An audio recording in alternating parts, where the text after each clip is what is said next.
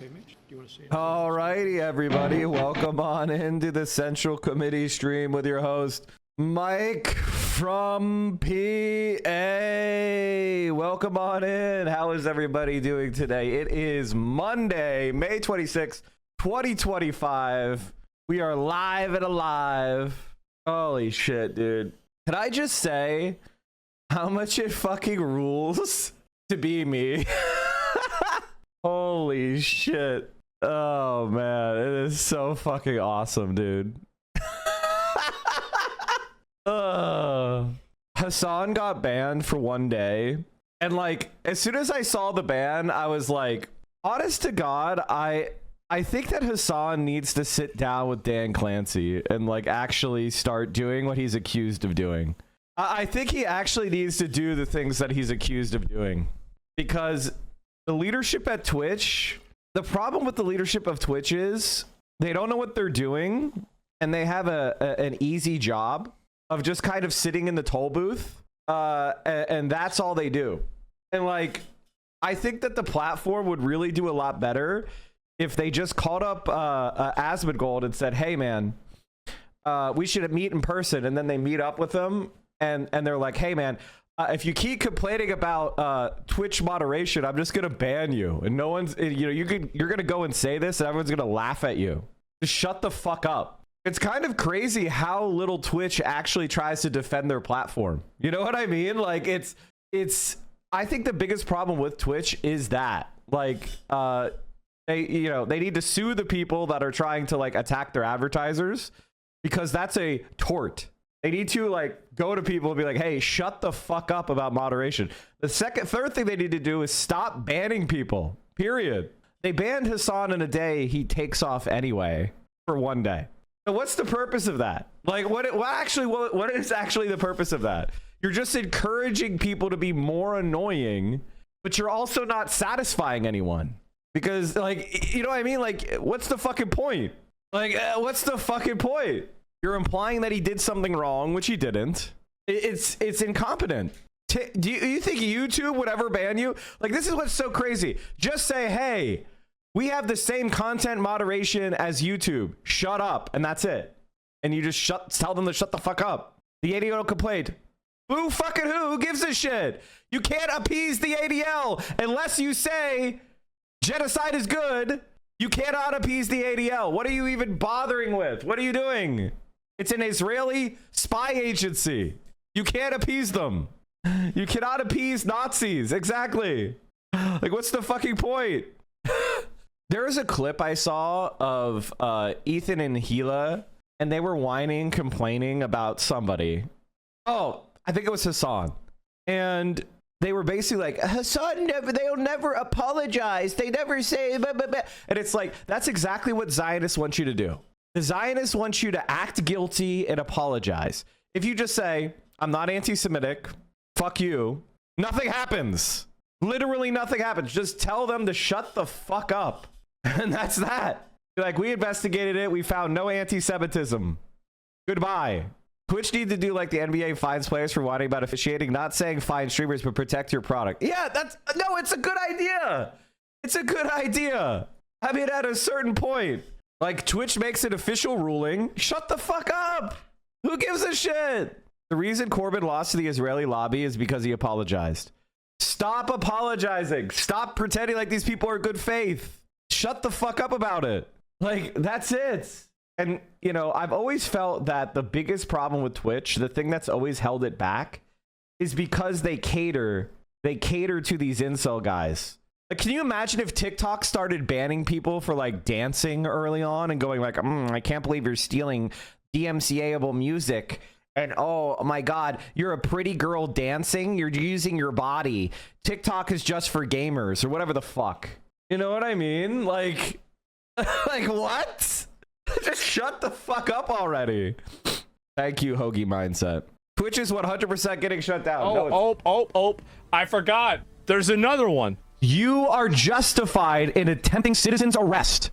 This is not my idea, by the way. Shut up. On war crimes and genocide, you idiot. Fucking stop it before it's too late. Everyone has the right to arrest or detain a criminal, and defending genocide is the same thing as doing it. Universal jurisdiction is a legal principle allowing states to prosecute individuals for certain serious crimes such as genocide, war crimes, and crime against humanity, regardless of where the crime. I 100% believe that universal jurisdiction applies to the crime of genocide. What is he complaining about? No, it doesn't. The Nazis should not have been arrested in Argentina. The Nazis should not be. Like, what are you talking about? Yes, they are. Yes, they are. Crime occurred, or the nationality of the perpetrator or victim. But you're not the state. Like, you're reading this, and you're not the state, though. Like, who is this guy? I don't know what's happening with this. Regardless of where the crime occurred, or the nationality of the perpetrator or victim. Every single human being in the... That's if the state wants to prosecute themselves. I didn't say hold a kangaroo court. I said that anybody would be justified in returning them to The Hague who have been indicted for war crimes. The entire planet has the right to try to effectuate a citizen's arrest under the principle of universal jurisdiction for crimes against... No, because it said the state. Wait, why would you read that? I mean, I don't know why you'd even read that out. I would scroll down and close it and then just start talking. Why would you read out something that directly says that you're wrong and then just keep being wrong? Aiding, advocating, and abetting genocide is a crime. And so therefore, every human being is instantly deputized in the entire world to take... Yes, this is absolutely true. To arrest that person. This is 100% true. This is 100% true. The jurisdiction for prosecuting in a constituted court is universal. That means any state can prosecute in their courts these crimes. And that means any person can help return a war criminal to The Hague, which would then be a legitimate court. I'm not saying do fucking kangaroo courts. He's stupid. And take them to The Hague. So he's like advocating for kidnapping people? That's my opinion on that. The United States of America has the principle of extraordinary rendition. Zach, you don't know anything. He's so stupid. I love Zach. I love Zach.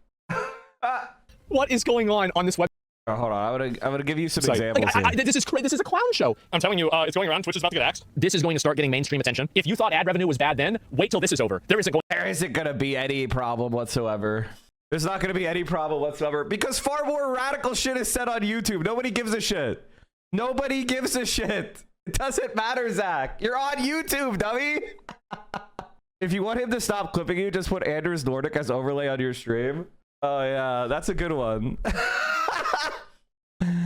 Yeah, guys, the advertising revenue. He just has an edgy sense of humor. The way he endorsed the Norway mass shooting genocide killer. He's so stupid. Holy shit, I love Zach. He's awesome. Anyway, that reminds me, we should get started with a new second thought video called "Rich People Want Fascism," like Zach. Oh god, he's so amazing. Like the idea of like, I don't run any ads, but I'm super worried about the ad revenue of the platform. He's so awesome, dude. Remember when Democrats called Trump a fascist? Fascist. He's a fascist. Fascist. Do you think Donald Trump is a fascist? Yes, I do. But then Trump has been elected. The cheers coming up. And then I'm going to work to find common ground with the Republicans on how we can do that. We fought like heck on where our values were assaulted or challenged, and we'll continue to do so. But that does not mean we will not aggressively look for common ground. after yet another most important election of your life, Democrats have neatly tucked away the F word and are, once again, excitedly collaborating with the Trump admin. If this was your first election, I'll tell you right now, this isn't new. It's not the first time we've seen Democrats call out Trump's fascist tendencies for election brownie points before quietly backing his anti-immigrant, pro-business policies once the show's over. And there are 1,000 different explanations for this trend. We could try to understand it by looking at exit polls in specific districts, campaign donations in key races, or by focusing on whatever Fetterman is doing. But I think the best way to understand this comfortable alliance between liberals and the far right actually comes from looking a little farther back at the last 100 years. The last century is full of moments where liberals fall in line behind right-wing dictators. The US pushed fascists into power in dozens of coups. The German center, national, and Christian right parties all folded for the Nazi Party, and so too did the Chilean Christian Democrats line up behind Pinochet. If we want to actually understand this link, though, we'll need to go even further back. Moments like these all came in the last few minutes before far-right leaders took over, and focusing on them makes it seem like liberals are only ever forced into supporting fascism when they have no other choice. And that's just really not true. Liberals kind of love fascism. Not all of it, not always, but they do like what it can do for them. And to really see that, we should start with Brussels in 1920.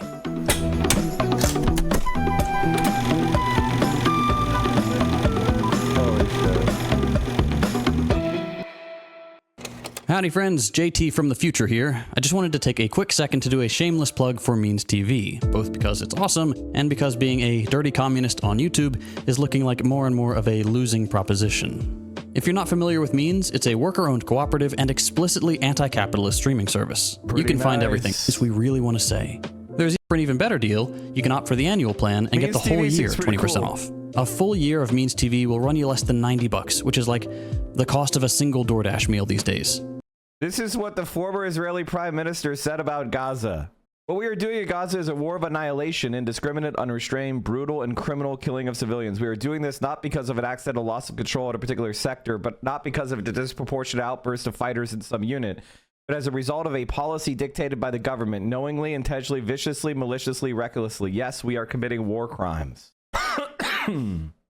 Every person who signs up using a creator's link is directly contributing to the financial stability of that channel and the entire cooperative media project. None of this would be possible without the you'd like to help and dozens of we love Means TV. World War I completely transformed European politics for a million different reasons. For starters, because of the war effort, most European countries sort of gave up on free market capitalism. They realized their survival couldn't depend on business owners and their profit-first priorities, so governments took over, organizing production, foreign trade, resource allocation, labor markets, bringing tons of private companies into the public's hands, and guaranteeing a new baseline social welfare while also dropping the gold standard to free up government budgets from artificial restraints. They needed to get things done. Surviving the war meant dramatic changes, and those changes actually had some pretty interesting consequences. Not only did they fundamentally undermine the widespread idea that free market capitalism was this all-capable, perfectly functioning system that's in tune with the very essence of human nature, because if it was, why bother with all this stuff? But also, by getting the state explicitly involved and making it super obvious just how much of the economy is just random autocrats calling the shots, governments completely destroyed any idea that capitalism and its hierarchies had anything natural or democratic about them. Instead of the market, you now had a very clear idea of specifically which people were deciding what happened to you.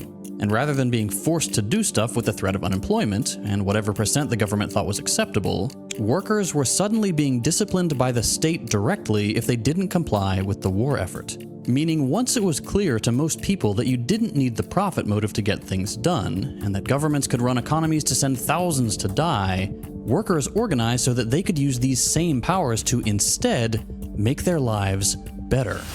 And wow, did they organize.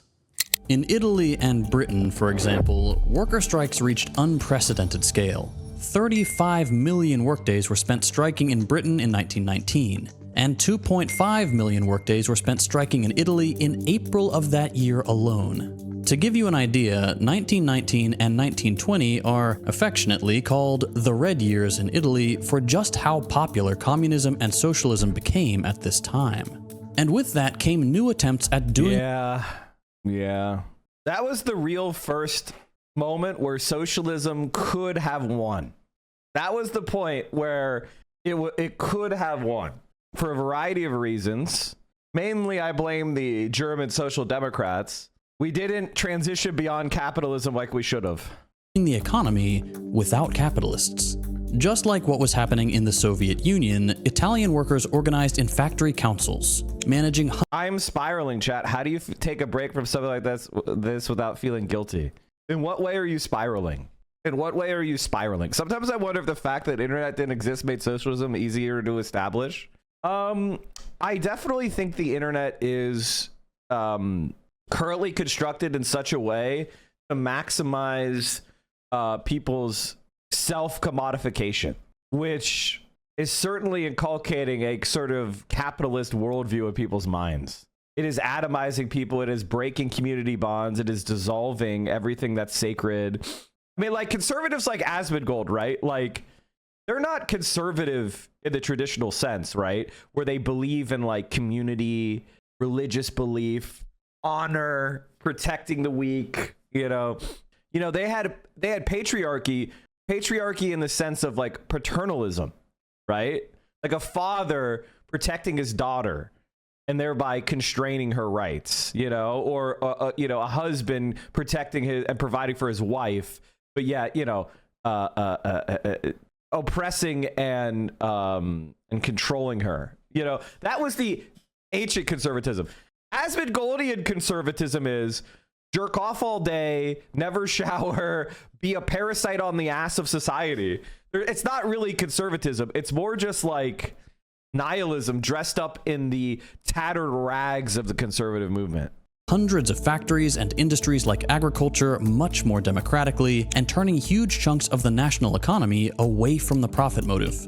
Not only that, where capitalists were still around, workers went on strike for the same comforts as the upper classes, like social insurance for sickness, disability, and old age. And thanks to all these efforts, not only did things massively improve, their wages went up. Like, a lot.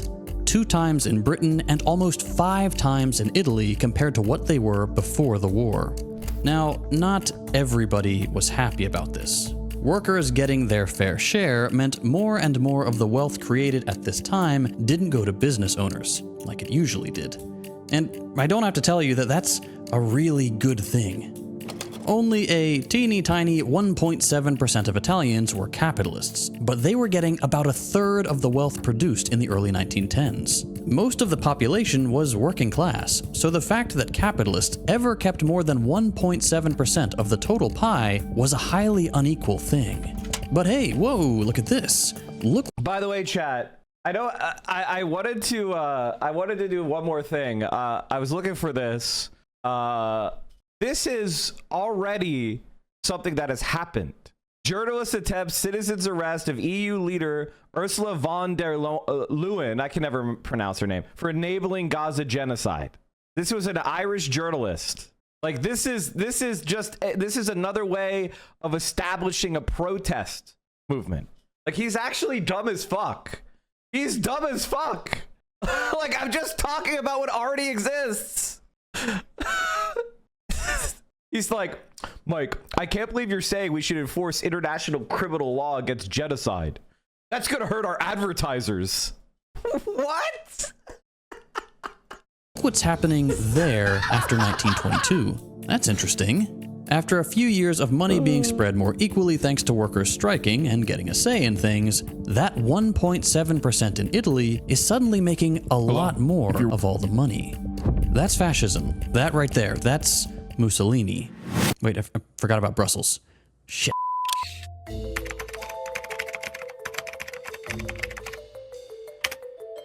From September 25th to October 8th, 1920, Brussels hosted the International Financial Conference. This conference was attended by economists, but also bankers and treasury officials, and hardly anybody representing workers. Hailing from countries across Europe, these wealthy technocrats came together to discuss the fact that capitalism wasn't so hot anymore, that it was digging into their profits, and that people were starting to feel just a little too hopeful that their lives might improve as they were getting rid of it in more and more places. They were eager to go back to business as usual, but to quote a financier who attended, the manual workers were encouraged to expect and do expect some new way of life, some great betterment of their lot. These changes, they believe, can be achieved if the system of private industry is replaced by a sort of government or common ownership. Something that these workers had started proving could actually work. But that's not the point. What sort of a better life were people hopeful for after the war and rationing? According to the report Brussels issued, very basic things like superfluous, excessive consumption of butter and sugar. Basically, the proles were making too many cakes. So, naturally, these jerks decided it was time to invent a new kind of dictatorship. Enter fascism. To restore business owners' status at the top of society, they needed to engineer a new economy that would arbitrarily punish workers while making it seem like this was an objective necessity. And they had a few... Here's one thing I would say overall about the world we're in today, which is Yeah, it's fucking evil. Yeah, like, we are in a mask off moment. We are in a moment where our government is aiding and abetting genocide. There's a lot of people that react to that. Like that, there's an Asmongoaldian reaction, right? I think Asmongold is the perfect example of how people are reacting to the genocide, which is instead of trying to think about it and really like empathize with the victims, in order to avoid having that kind of bad feeling, right? Like, you know, with Asmongold in particular, you think he might empathize with somebody catching on fire because his mother caught on fire when he was giving her cigarettes when she was on oxygen. At the end of her life, she caught on fire because he was giving her cigarettes while she was on supplementary oxygen. So you would think that he would be able to see like children being burned in Gaza and empathize with the parents. There were 8 children that just burned to death in a hospital and a school. Like, you think he might be able to see that and then be reminded of the smell of burning flesh that he experienced and how viscerally bad that is. And like, I get it. I wouldn't want to think about that shit either. I think that he laughs at the genocide. He mocks those people because it's a way of him avoiding the bad feelings that he has, right? And I get that. Like, it's a lot easier to just make everything a joke than it is to actually reckon with what is happening. And like, you know, it is what it is. It's unfortunate. I wish Asmongold, you know, I wish that hadn't happened to his mother, you know. Ideas. You might have heard of them before. Hassan released a TikTok on his band. What's up, folks? It's Sunday. And this is specifically designed.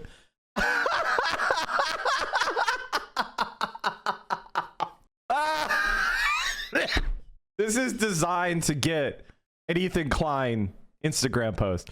Did Ethan Klein Instagram post about this? You know he did. Somebody link me the Instagram post. You know he did. you might be wondering why I'm not live on my broadcast right now, and that's because I got banned.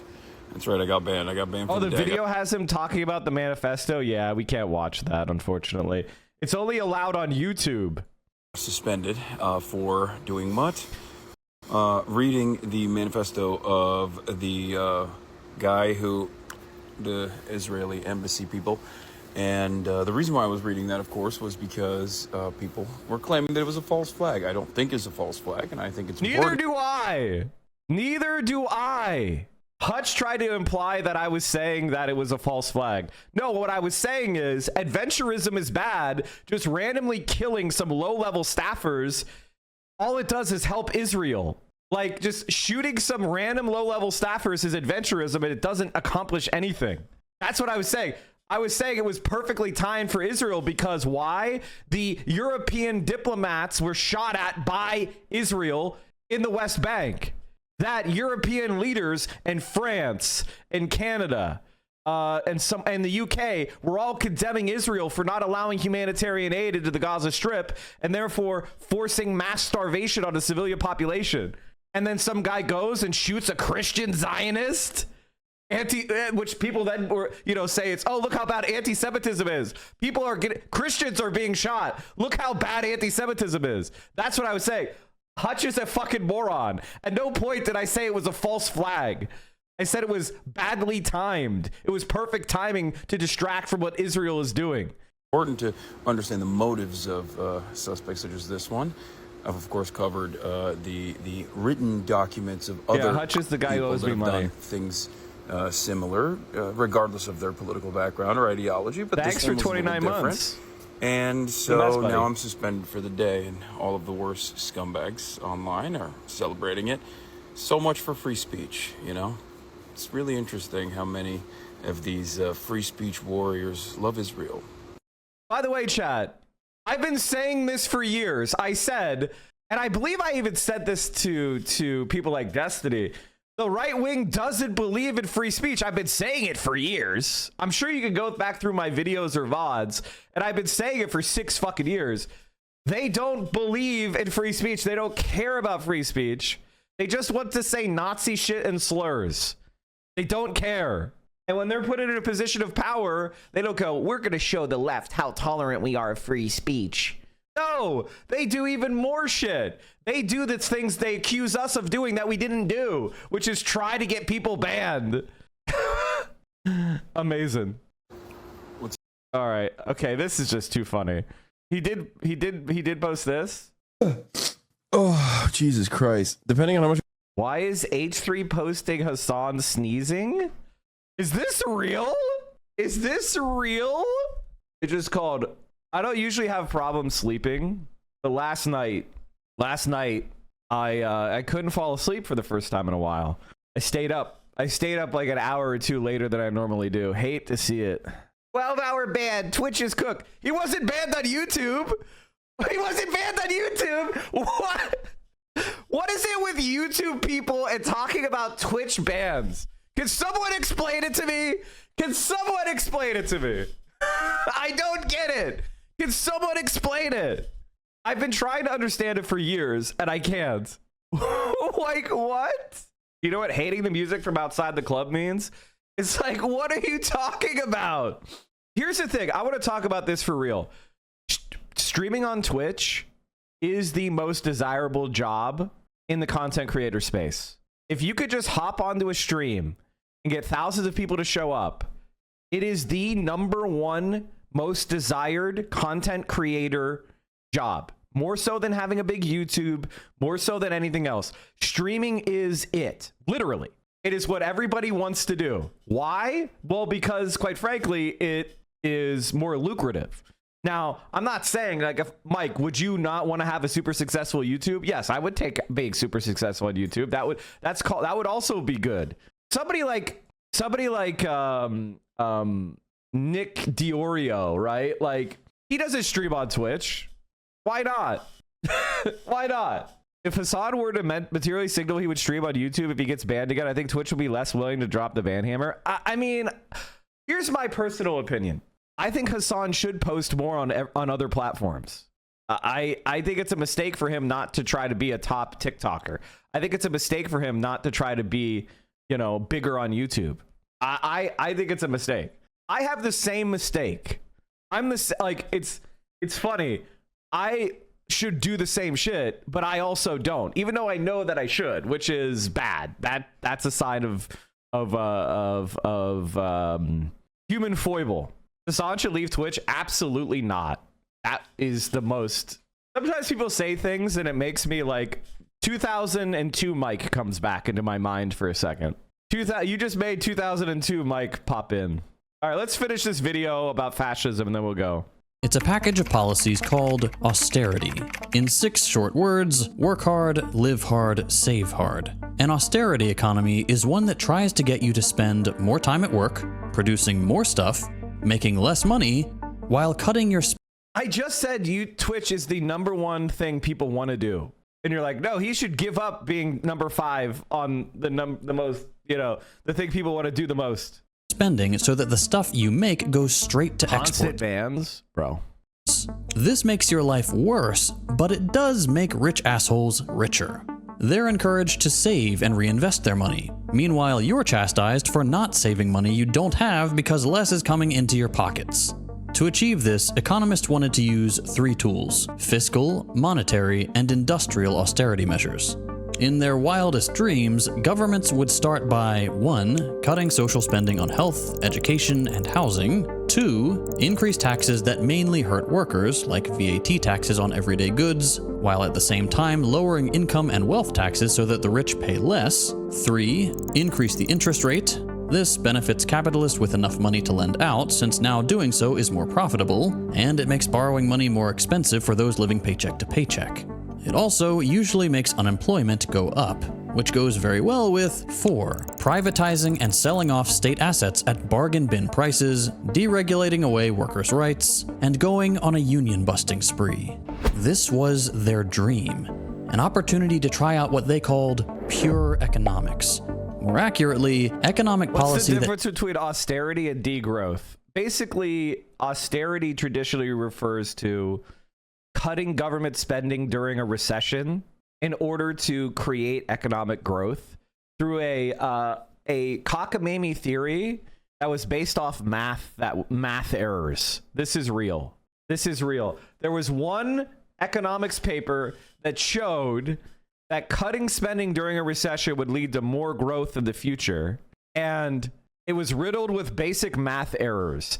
And yet, the neoliberal centrists like Obama practiced austerity based primarily on this paper. This is literally true. And then people like checked it and they did the math and they were like, oh yeah, the math is wrong. So there was this belief after the Great Recession that, and this is literally what the paper argued, that if you cut spending during a recession, that everyone would see that the government would have lower deficits in the future, and therefore that would make them consume and invest now. I'm serious. I'm serious. Let me see if I can find this. Austerity paper math errors. Let's see if we can find it. There it is.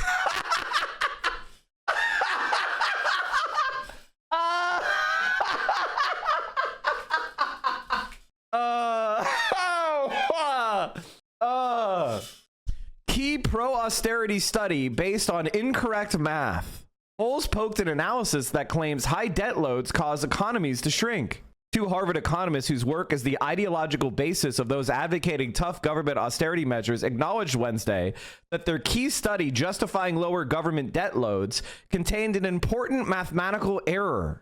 In 2010, Harvard professors Carmen Reinhardt and Kenneth Rogoff published a report titled Public Debt Overhangs, Advanced Economy Episodes Since 1800, which attempted to compile hundreds of years worth of data from advanced economies to see what relationship, if any, exists between government debt loads and economic output. One of the report's key finding was that heavily indebted nations, which the paper defines as those who have debt loads that sit at more than 90% of the country's GDP, generally tend to have sluggish or even shrinking economies over the long term. Now, chat, I want you to understand something here. This is cockamamie bullshit. All right? How can you tell this is cockamamie bullshit right off the top?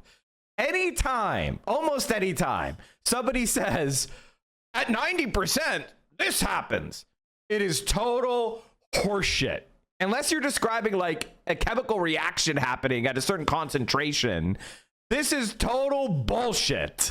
Absolute, untrammeled, undiluted, unadulterated bullshit.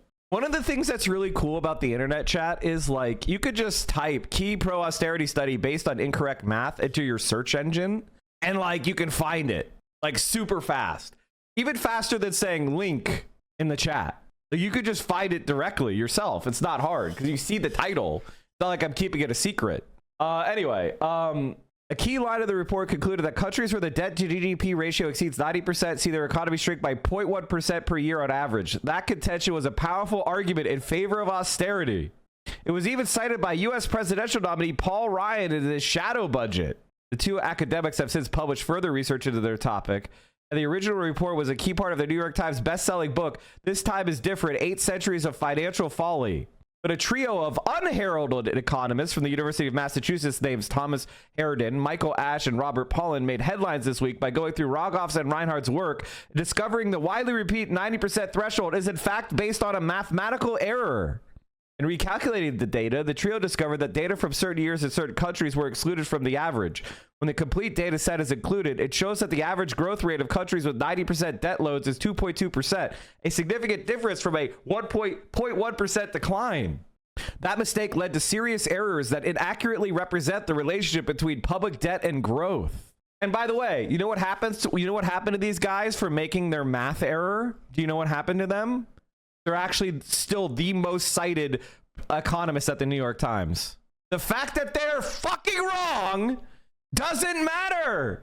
Here he is. He's writing more shit right there. May 2nd. I mean, Ezra Klein show.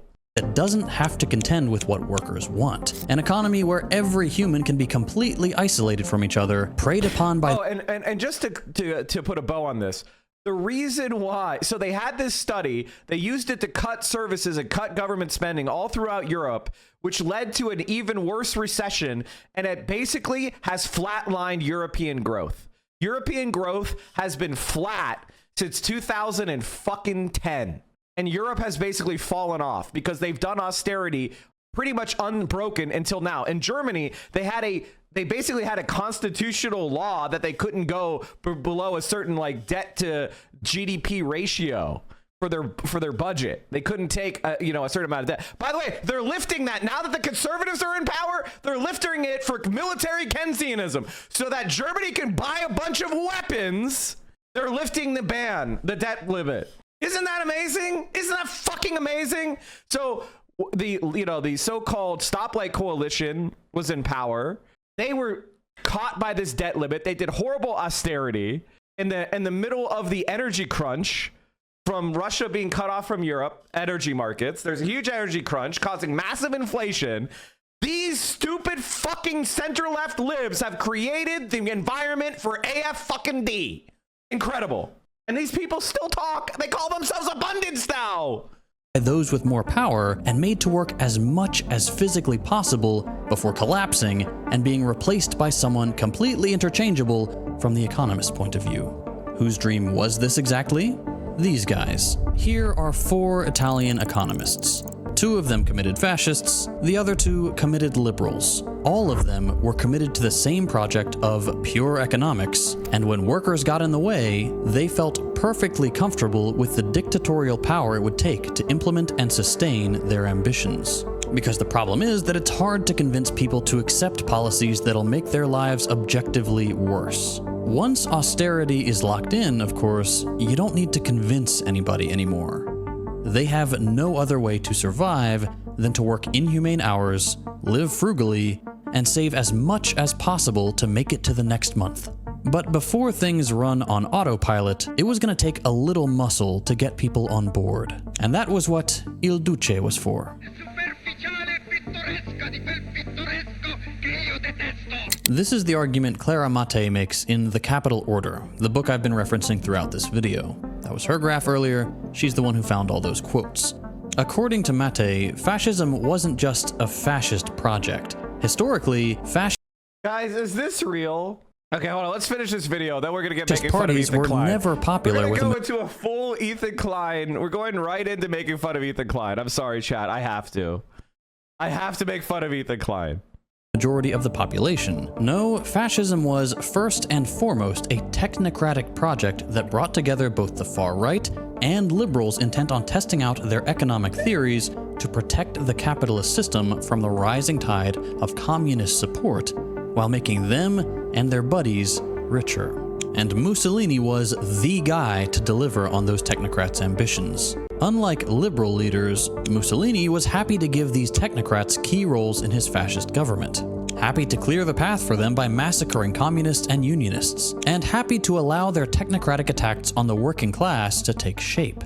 To illustrate how bad this was, during the fascist years, unions were crushed and workers' salaries were slashed so dramatically that workers' earnings in 1946 fell all the way back to what they were 30 years earlier, in 1911, before those 5 times gains we talked about earlier. And these economists couldn't be happier about it. Pantaleone, one of the fascists, frequently talked about using the fascist stick in an extermination war against the socialists. No surprises there. Fascists are anti-communists. But Ricci and Einaudi, our liberals, were equally enthusiastic about fascist repression. Writing in The Economist, Einaudi applauded their fascist government for stepping in when the worst happened. Meaning by that, the fact that workers who set up councils in factories took the first steps towards replacing capitalism with communist democracy. The purges, executions, arrests, and complete obliteration of communists and socialists and the impoverishment of the Italian working class were applauded and egged on by top liberals looking for a return of excessive capitalist profits. The state changed its priorities to make capitalists richer at workers' expense, limiting its spending to handouts for factory owners while workers slowly starved. Exploitation and unemployment increased, consumption went down, and fascism was there to keep everyone in line with its black shirts and hide that exploitation under the guise of national duty, stoking patriotic fervor to shut up socialist-minded workers. And this didn't stay within Italy's borders. Like I've said, I think a lot of what happens in the world when it's really terrible, it's because It's our fault. It's really our fault. It comes with two elements. The first is like us just not organizing in such a way that we can actually challenge the state. Leftism only works when you have organizations that are ready to step in and do state-like action, right? If you are not ready for that, if you disdain that kind of organization, then you will be defeated. We have to build the institutions that are ready to step in as a provisional government. And if you don't have that and you don't have a plan to get there, then you will fail. These gentlemen had a platform in The Economist, a British magazine, to sell fascism abroad. But even without official representatives, magazines like The Times whitewashed fascism as simply, quote, an anti-waste government. And there are 100 more examples of sweeping the fascist violence, anti-Semitism, and anti-worker policies under the rug. In Germany, too, the Italian project didn't go unnoticed. Basing himself off of Mussolini's March on Rome, Hitler attempted his own putsch to gain supreme power. His timing wasn't right, though. He had to wait about a decade, with the Weimar Republic beginning its own journey into austerity politics following the Wall Street crash, for a terrified Hindenburg to appoint him and his capitalist-backed party to the chancellorship. The 1920s scared the German ruling class into austerity. Knowing how violent it would be for German workers, protecting the German upper class's profits required the same cocktail of patriotism and economic duress we saw in Italy. And there was Hitler, sailing in as a political entrepreneur ready to capture public anger and steer it away from the communist direction, tempting Europe away from capitalism. Under his rule, collective bargaining and strikes were outlawed. Unions were abolished. Socialist literature was burned. Communists, socialists, anarchists, and trade unionists were imprisoned and executed alongside Jewish people, black people, queer people, Slavs, and the disabled, protecting the system of profit accumulation from the challenge of popular unrest at a horrifying human cost, quashing all democratic hope but delivering capitalists protection. Here's the truth. Liberals are never forced into fascism. To them, fascism is just another means to an end. During what they might call the good times, when workers aren't organizing too much, not making a fuss, they get to set up more and more of their pure economics and slowly make your life worse. But once those conditions become unbearable, once the hope for an alternative starts to grow, once workers start carving out an alternative for themselves, suddenly the nightmare of true democracy scares them into violence. Once the indicators start going down and the boss gets nervous, suddenly all the violence the state is capable of becomes invisible to them. Shooting protesters, locking up union leaders, censoring the free press, racist dog whistles becoming explicit hate speech. As long as they can get the numbers they care about going up again, it's all... Mike, ban me. I like you, but we're gonna disagree and your mods will ban. That's not even true. You just messaged 3 times. The Bretton Woods agreement basically assured that the economy was not a free trade market. Of course. Of course. None of this has happened in the US. What? What hasn't happened in the US? The price we have to pay. It just won't be them paying the price. It'll be you and me. Fascism never scared liberals like it should scare you. As long as they benefit from the fascism they enable, liberals will never be on our side. I just love when people are too scared to like make an argument, so they just do this like whiny bitch-made shit about moderation. Like that's the ultimate cuck move. Is like whining without even trying to make your argument. It's like, god damn, telling on yourself. Like this is your ego protecting you from the fact that you are stupid. Because if you tried to make the argument, you would win. But Mike's mods are gonna ban me, so I don't even need to try to make the argument because I'm so right. Okay, bud. Okay, bud. Sylvestroid, thank you for the tier 1. Hasn't even said anything argument adjacent. Yeah, I know. I know. And by the way, this isn't like debate. I'm just saying present your idea. I'm not trying to take necessarily contrary view. People say their ideas in here constantly all day without ever getting timed out. Just present your ideas. Unless they're stupid or completely irredeemable or just bad faith, you're not going to get banned for that. You only get banned for there's only a couple things that I ban. Unironic rad libs, unironic like CIA leftists. Like I do ban you for having those thoughts. Like if you're a Settlers reader, I just ban you. Like I unironically just ban you because you're actually too stupid to breathe. It's a waste of time. But other than that, like there's very few, or you can't be a Nazi or a racist. Like, but other than that, you're pretty good. If you're watching this, that I don't think I could do it because he reads the manifesto, right? Do you guys remember? Didn't I say? Okay, let's see here. Okay, they like Frogan. They watch. Oh, we got ourselves an Asmongold. Cutie. They seem like very. Who the fuck is the great Jeff Mack? Who is that? They were your first follow. They must be CIA. Man, I barely love my country. USA fucking A. They're whispering in my ear, telling me what to do.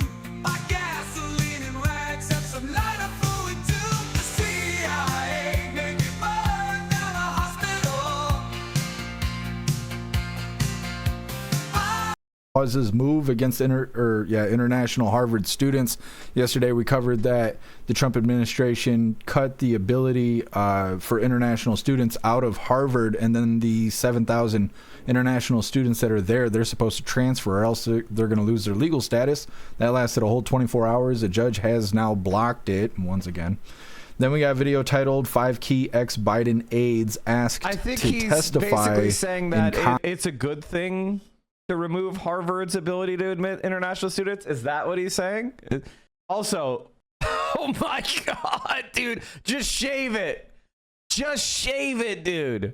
Like, just shave it every day. Honestly, you should just electrolysis it at this point. Congress, I'm sure this will amount to nothing, but at least they got to go there and admit that they're pieces of shit. Then we got video titled Israel Embassy Suspect Charged with Murder. This is a follow-up video from the shooting that happened, I think, 2 days ago over in Washington, D.C. Everybody, what's up, River? Happy Freedom. I think we got everybody. Hit that like button over on Rumble. See if you can get us. I will be posting his link in all of the chats for you hooligans to have the opportunity.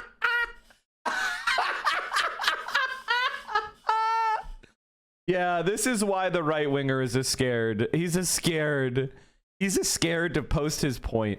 Meanwhile, just earlier today, I proved that the whole austerity shit of the right, center right, which caused fascism to rise, was totally based on a math error. But it really wasn't a math error, by the way, chat. The reason why these people were eager to support austerity is because they were desperate for any excuse to cut benefits and cut taxes on the rich. All right? They were desperate to create a more pro-capitalist government. And what has it done to Europe? What has austerity done to Europe? Destroyed their economy. The moment they stopped being social democrats and they started going to the right, they have destroyed the European economy, collapsed it. And what has happened to birth rates? They've cratered. And like, that's reality. Like, you can literally, oh my God, my chair is squeaking like crazy. You can literally see how becoming more neoliberal is anti-human. Now, I know a lot of people on the left will get mad at me because I say like, oh, birth rates going down is a sign of a problem. Like, if it gets to the point where nobody's having children, I think that's indicating a serious problem with the society. Whether or not you think that, it's morally neutral to have a child or not, the fact that the fucking reproductive rate of normal people is cratering to zero, that's usually a sign of a problem. Why do people disagree with it? It's a problem because they're fucking... The answer to that is because they're liberals who they don't value community at all. They don't value other people. They only value their own personal pleasure and enjoyment. And so anybody saying like, hey, we should probably have like kids are good. It's good when people have kids. Having that opinion is like you're judging them for not having kids. And it's like, no, I'm not. I'm not judging you for not having kids.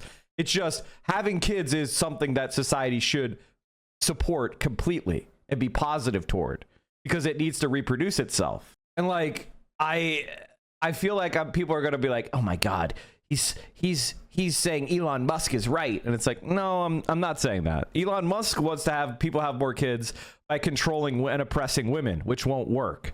I want people to have as many kids as they reasonably want, that they can love and care for. I want to empower you to have more freedom in your life and your family, not less. It's like, oh, this is going to be so many right-wing things. Okay, this doesn't have any. Okay, thank you for no. But you could see, like, you could see these fertility rates just absolutely falling off. Like, look at these. Spain is down to like 1.2 a woman. That's yikes. Love you guys not engaging the argument, just resorting to take your meds. Okay, I can't wait. Let's see what the argument is. We're bringing them on this big screen. Okay. What fascism has happened? The United States of America has targeted people because of their views and undermined the First Amendment by denying the Constitution's plain text, by attacking birthright citizenship, which is in the plain text of the 14th Amendment, and violating people's First Amendment rights, which is in the plain text of the First Amendment. They have also detained people without charge and without due process and send them to a foreign concentration camp. And then when ordered by the Supreme Court to return that person, refused to do so, violating the separation of powers and the checks and balances, which are supposed to be an important part of our Constitution. They have plainclothes, masked members of our law enforcement detaining people on the street in violation of norms of equal justice and accountability. Why would you want? That's why we have uniforms for cops with badges, with badge numbers and name tags, so that when the state does violence, they could be held accountable and they could be audited and they could be checked. We don't like plainclothes secret police. That's a sign of tyranny. They're masking so they can't be held accountable. Let's see, what else does he say? So you asked that question, asked and answered. Everything has been done within the framework of the U.S. Constitution. I do not believe you have ever read the Constitution of the United States of America. The Constitution says that it applies to every person subject to the jurisdiction of the United States, which means everybody inside the United States is 100% protected by the Constitution. Which means what? Due process of law. It means they have the Bill of Rights. It means that they can't just be arbitrarily detained. Okay. What does the Holocaust have to do with you all comparing Nazi Germany to the U.S. today? How could you provide no example of fascism? I already did. Suspending it for non-citizens who, according to the Constitution, do not have a right to it.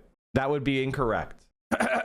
All persons born or naturalized in the United States and subject to the jurisdiction thereof are citizens of the United States and of the state wherein they reside. No state shall make or enforce any law which shall abridge the privileges or immunity of citizens of the United States, nor deny any state, nor shall any state deprive any person of life, liberty, or property without due process of law, nor deny to any person within its jurisdiction the equal protection of the law. See how earlier it says citizens and then later it uses persons?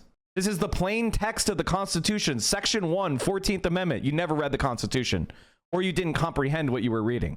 The language is deliberate. Due process is being applied. They specifically said they're not giving these people the ability to contest their findings in court. Okay. The Constitution applies to American citizens. No, it applies to every person subject to the jurisdiction of the United States. And we have a concept in the law called personal jurisdiction. When you are physically present within a state, you give personal jurisdiction. The U.S. Constitution requires that the party have certain minimum contacts with the forum in which the court sits.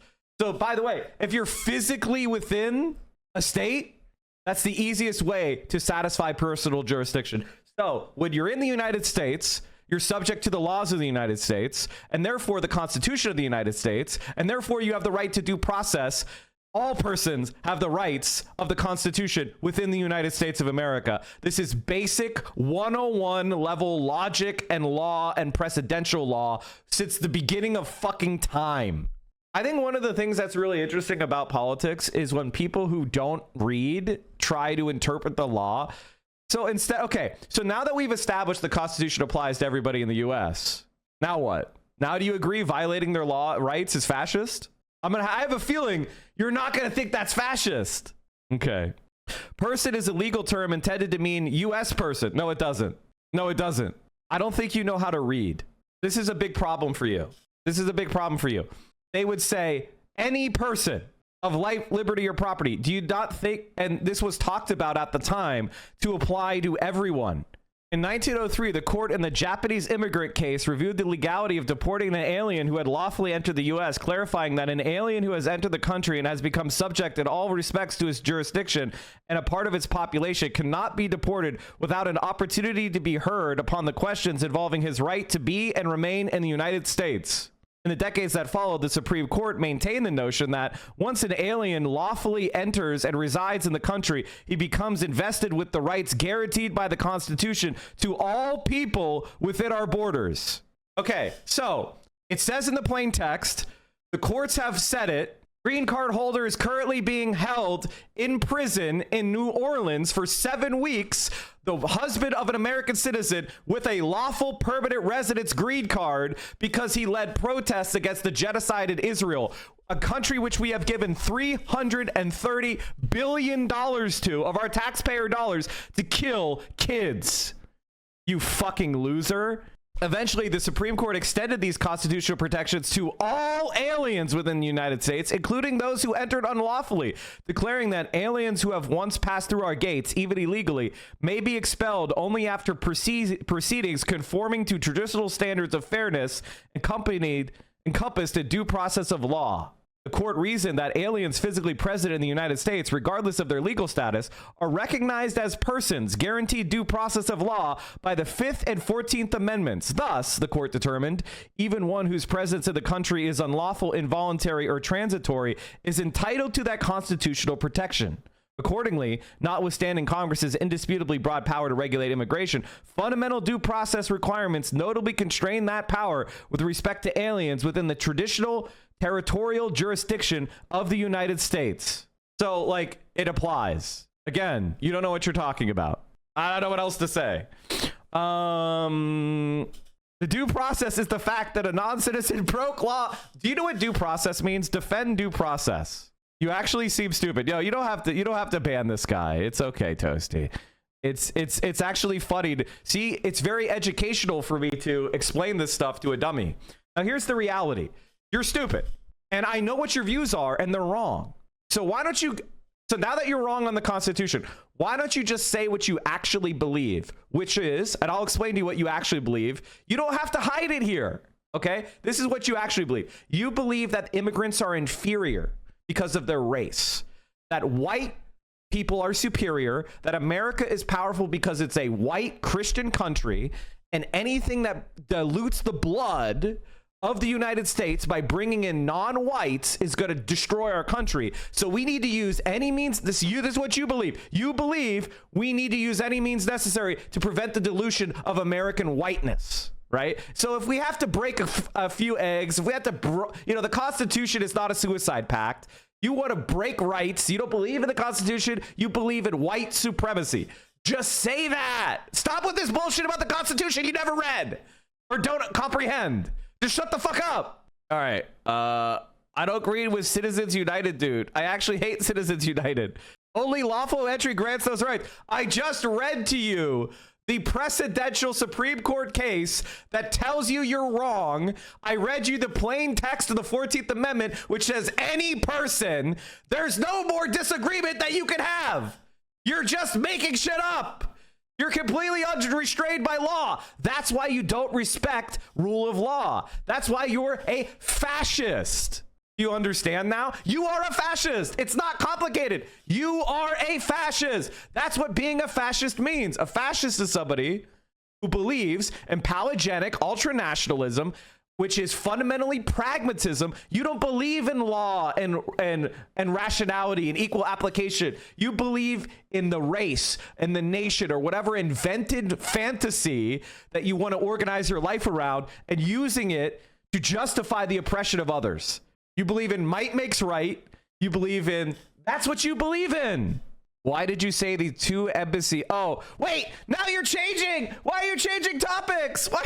Okay, higher than life. Okay, don't ban this guy. Stop banning this guy. I'm not unbanning him for a reason. Okay, why did you say the two Israeli embassy who got shot were expendable? Isn't that against TOS? No, that's why I'm not banned. I said that the adventurous attack on the embassy. Oh, I unbanned him. I actually am going to ban him again because he just spammed the same question over and over again. The answer is because that's very annoying and disruptive. I specifically said that it was bad to do this shooting because you killed low-level staffers, which Israel doesn't care about, while they were shooting at diplomats in the West Bank the same day, and you did nothing but give up a news cycle where Israel could complain and make up lies about them for the purpose of distracting from the genocide.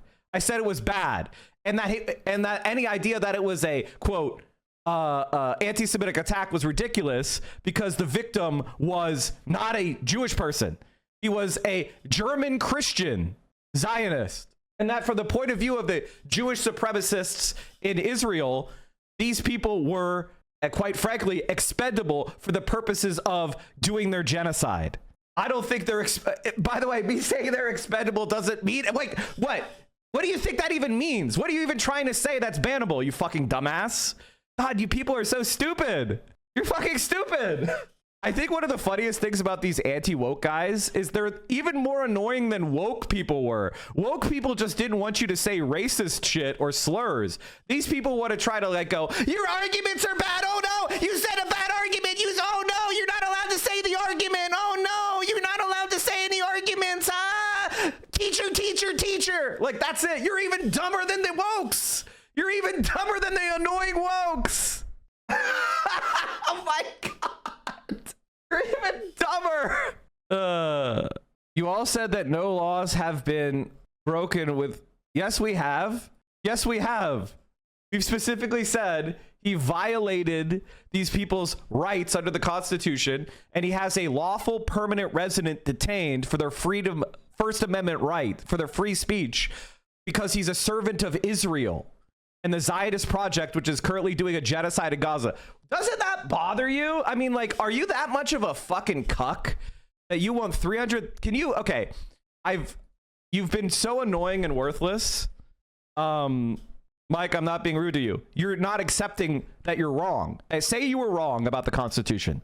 Say you were wrong. Say you were wrong and you can keep talking. You're not allowed to like be disproven and then continue as if you were not disproven. You were disproven. Say, okay, the Constitution applies. Okay, the Trump administration is violating the Constitution and they're committing crimes. They're doing treason, but you don't care because he's not white. Just say that and you won't get banned. Fascism is done within the law. This is a different argument than what the specific instance we're talking about. They're talking about, in general, fascism is when it seizes state power, it legalizes its actions. When people say this, they're referring to the fact that the Holocaust was legal in Nazi Germany. So law isn't the source of morality. This is a different argument and a different point. We are not in a full fascist state yet, but the political goals of the Trumpian movement are fascist. We haven't actually achieved full fascism, where they have totally legalized everything they've said, that every unlawful and illegal behavior is still unlawful and illegal right now, but their long-term goal is to legalize it. I think you might actually be too stupid. I understand why you're conservative now. Due process is in accordance with the rights provided by the Constitution. You just read not only applies to U.S. persons and lawful entry into the country. I just showed you the Supreme Court said it applies to everybody. I just showed you it. I just showed you it. Is it not penetrating your brain? You're wrong. You're wrong. Even if you entered it, I literally read it to you. You're wrong. Do you accept that you're wrong? This is what you want it to be, but it's not true. You're wrong. You are objectively wrong. Like, what? Do you accept that you're wrong? This is your last chance. You're the ones talking about how the Constitution should be amended, not me. I'm not a conservative. Okay, you're not a conservative, but you support Donald Trump illegally seizing people. What ideology might you be? What ideology might you be? You're anti-democratic, anti-rule of law. You support violating people's rights. What ideology might you be? All right. You're banned for being too stupid to debate. You did not reckon with any of the facts that I said. You didn't change your opinion when presented with facts. You are not smart enough to ride. And this is usually what happens with conservatives. I don't care. I just demonstrated that you're a bad faith idiot. And so we're done with you now. You are okay. There you go. Slide them over. How do you determine someone's citizenship status if you don't apply due process? Like, no due process means no due process for anyone. Exactly. For example, I wanted to, and I was an ICE agent, I could arrest fake Runny Eggs or whatever his dumb name was on the street, and then when he tries to give me his real ID or his passport, throw it into the storm drain and say, we've got an illegal immigrant here. We've got an illegal immigrant. Send him off to the concentration camp in El Salvador. And because you don't have the chance to go before a judge, a neutral third party, because you don't have the right to an attorney, they just put you on a plane and send you to a fucking concentration camp. That's why due process is necessary, dumbass. U.S. citizen detained by immigration officials who dismissed his real ID as fake. Wait a minute. I would just simply prove I was not illegal. I would just simply prove I was here illegally. Oh, wait. Except they just say your shit's fake. Now what? I just canvassed for Zoran this weekend. Lots of potential voters out there. People love freezing rent and free buses. Get out there if you can. Hell yeah. Prove you're a citizen without being allowed to prove anything. Now, the reason why he supports that, chat, is because he understands something, which is it's a fascist government, which means what? The fascists aren't going to arrest fascists. The fascists aren't going to arrest white people. That's why he's a fascist, because he understands intuitively, well, they're not going to arrest me. I'm white and I support them. So I don't have anything to fear. That's what a fascist believes. The leopards will never eat my face. That's the whole poem, which is like, first they came for the communists and I did nothing because I wasn't a communist. Then they came for the socialists. I did nothing because I wasn't a socialist. Then they came for the trade unionists. You know, notice how they went with the lefties first, before they got to the Jews, before they got to the gypsies, before they got to the gay people. They went for the communists and the socialists first because we're the only people that fight back. There's a governmental agency in America that operates like no other in our history. Okay, this has 700 views. It might be good, but I don't know this creator, and I don't like to just freeball brand new creators with 700 views on our main show. You know what I mean? Like, there's 3,500 people here. That's crazy. So like, I'm sure the guy's cool, but like come on, why not? We could react. I want to explain to you something about being a professional streamer that you are not. I cannot just show you people that I don't know with no views live on my stream. Are you fucking insane? Are you fucking insane? It doesn't mean that video is bad. I just don't know who that guy is and it has no views. What if in the middle of it is hardcore pornography? Like, Jesus Christ, use your fucking brain. Green card holder detained by ICE at immigration appointment. Wife says. On April 15th, we arrived in Memphis for a final interview together. There, we met by ICE agents. Casper was detained for a paperwork miscommunication from 2015. And I was sent home with no explanation and no idea where my husband had been transported. I was 22 weeks pregnant at the time. And as I drove the 3-hour journey back to Sturgis, Mississippi, to say I couldn't control my emotions would be an understatement. They got him, guys. They got him. They got him. Illegal immigrant detained. Oh, wait, he's not? He's a legal immigrant? Oh, he's a welder? He's a tradesman? Oh, wait, he's the father of a bunch of children who depend on him? Oh, we're ruining a family? Oh, like, this is just mindless hate and xenophobia?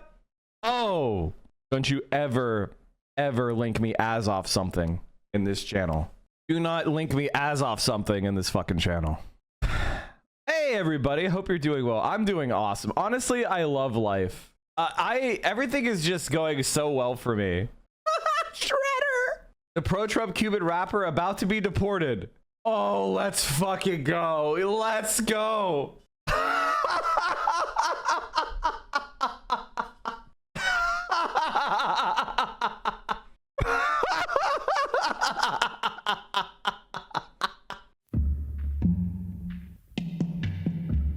This is fucking okay. Okay, chat, listen. I'm against deporting anyone, but being a pro-Trump guy and then getting deported by Trump, that's crazy.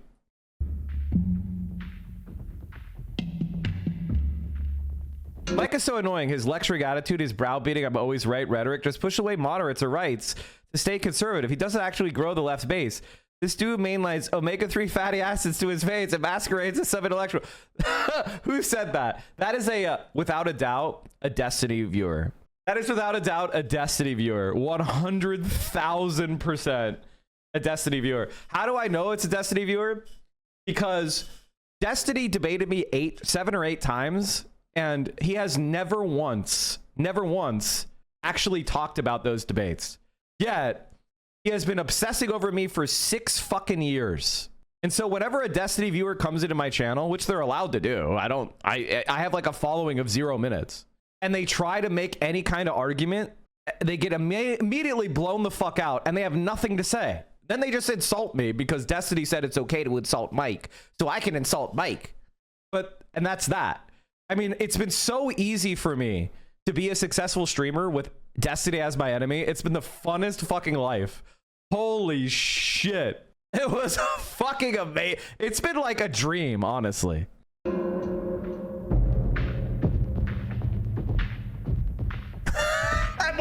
In my fan channel, they poach Couch Guy. Yeah, exactly. Because when Destiny and I debated, why do you deflect any criticism of you as this is just Destiny? There wasn't any criticism, dumb fuck. He just said I'm fat. By the way, chat, update. You and I have been recommitting ourselves to a healthy diet while also enjoying life. She bought me a creamy, and we've been making like frozen yogurt and frozen protein shakes and stuff. And we are let's just say the Korean barbecue addiction is melting away. We are making so much good. I have a doctor's appointment this week. Like, we're recommitting ourselves to health. Like, I see Ethan Klein, and like, it has made me realize that I'm getting up there in age, right? I'm getting up there in age, and I need to take care of myself. So I'm rededicating myself to taking care of myself. And when Destiny actually tried to debate me, and this is just reality. This is what he said at the end of the debate. He said I changed his life. Destiny was so affected by me. I changed his life, which I'm so sorry I did that, chat. He's very stupid. Hold on, I didn't hear it. Did it play? I really enjoy this guy's perspective, and he seems to have like a huge amount of knowledge about electoral politics. Now electoral politics are way more interesting to me, and this guy seems to have like a good backing. This is why they don't talk about the debates. Aren't you doing the same thing Destiny does by clip chipping your 1W with Destiny? My 1W! My 1W! Dude, every single debate was a W. That's why he doesn't bring them up. Why do you think he's like, Mike is fat? Let me talk to you about his ex-girlfriend from 6 years ago. Come on. Die da oben sind mächtig unter Druck geraten. Yeah. What are you using to make yogurt protein shakes? It's like, what is it called? It's like the Ninja. It's the new Ninja ice cream machine. It's pretty fun. It could turn like, you can make your own sorbet. You can make your own like frozen protein shakes. And so you get the kind of feeling of eating a frozen dessert when you're actually just, instead of drinking your protein shake, you just freeze it. So it's like more filling, and it scratches that itch. You know what I mean? So it's really good. Why did you and Sexpecity stop being friends? Hassan and I started doing too well, and he started becoming more and more anti-Bernie as a reaction to us just being more popular. And we also laughed at him. I went on Hassan's stream and we laughed at him. That's really what it comes down to. It is what it is. Like, if you really want to know where it all stems from, I was never friends with him, by the way. Hassan was. I just debated him and then laughed at him. And then he kind of declared me an enemy right away. But Hassan was the person who was more friends with him. That machine is huge in the bodybuilding world. All kinds of protein ice creams. Exactly. That's where I'm getting on. I'm getting on with it. So it's been pretty great. All right. Let's talk about one of my favorite things that I've recently seen. Her name is Vanilla Mace. She seems cool as fucking hell. She's absolutely blowing up all over the internet. I'm so glad she's on. This is exactly what we've been needing. I've been begging for people like Vanilla Mace to exist. I've been having these conversations for years where I was like, the problem with Twitch is that we have people like Asmongold, which stink up the place. And we don't have like normie women. You know who hit me up today? We need normie women creators. I want to have like a granny who's doing like sewing streams, and I want to have like normie women creators, and I don't want it to just be gooner titty content and Asmongold rot, right? I don't want it to just be S-Fan. I don't want the OTK sex criminal lineup, right? I want to have like normie women, and Vanilla Mace is normie women coming to Twitch, and it's so fucking good. It's so fucking good, and she is absolutely blowing up. And I want you to see something, chat. This is a fan post. A fan post. 777,000 likes. I'm in Target looking for something completely different, but these new kids' toys are fucking crazy. Look at this shit. Hold on. And he's a doll. E-I-E-I-O. Okay, what else? Okay, we could do electric.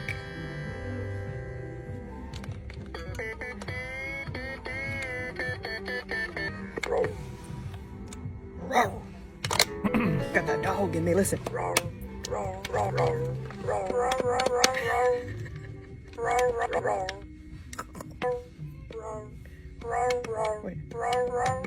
Wait, I want to do the meow, meow, meow, meow. Record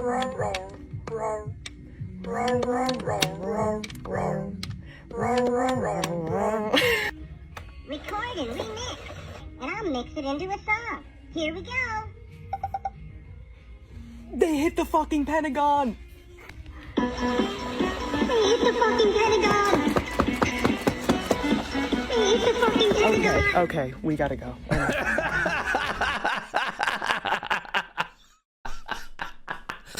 Yo, she's so fucking cool, dude. Her aura is impeccable. And then I saw this. You know who hit me up today on Instagram? Teddy Fresh. They said, hey, we'd love to send you some stuff. How about, do I need like media training now that I'm like, have more people in here? How about, oh brother, this guy stinks. Out of your freaking mind. The clip of you talking about Teddy Fresh is going viral on Reddit. H3 fans are gonna come after you. Oh, fuck! The millennial who only wear color block pastel, they're gonna come for me? Fuck! Please, even if Ethan wasn't a raging frigging lunatic, I still would never wear fucking Teddy Fresh. Just so butt-ass ugly. Yo! 777,000 likes. Yo! People try to delude themselves into thinking the incel brigade and the centrist commentator space have won or something. Yo, normies do not fuck with Ethan Klein. It's over. I think she may be like, Vanilla Mace may be the fastest up and coming streamer on Twitch right now. Like, let's look. I think she is. And she is without a doubt. Oh my God, 1,300 followers an hour? Oh my God!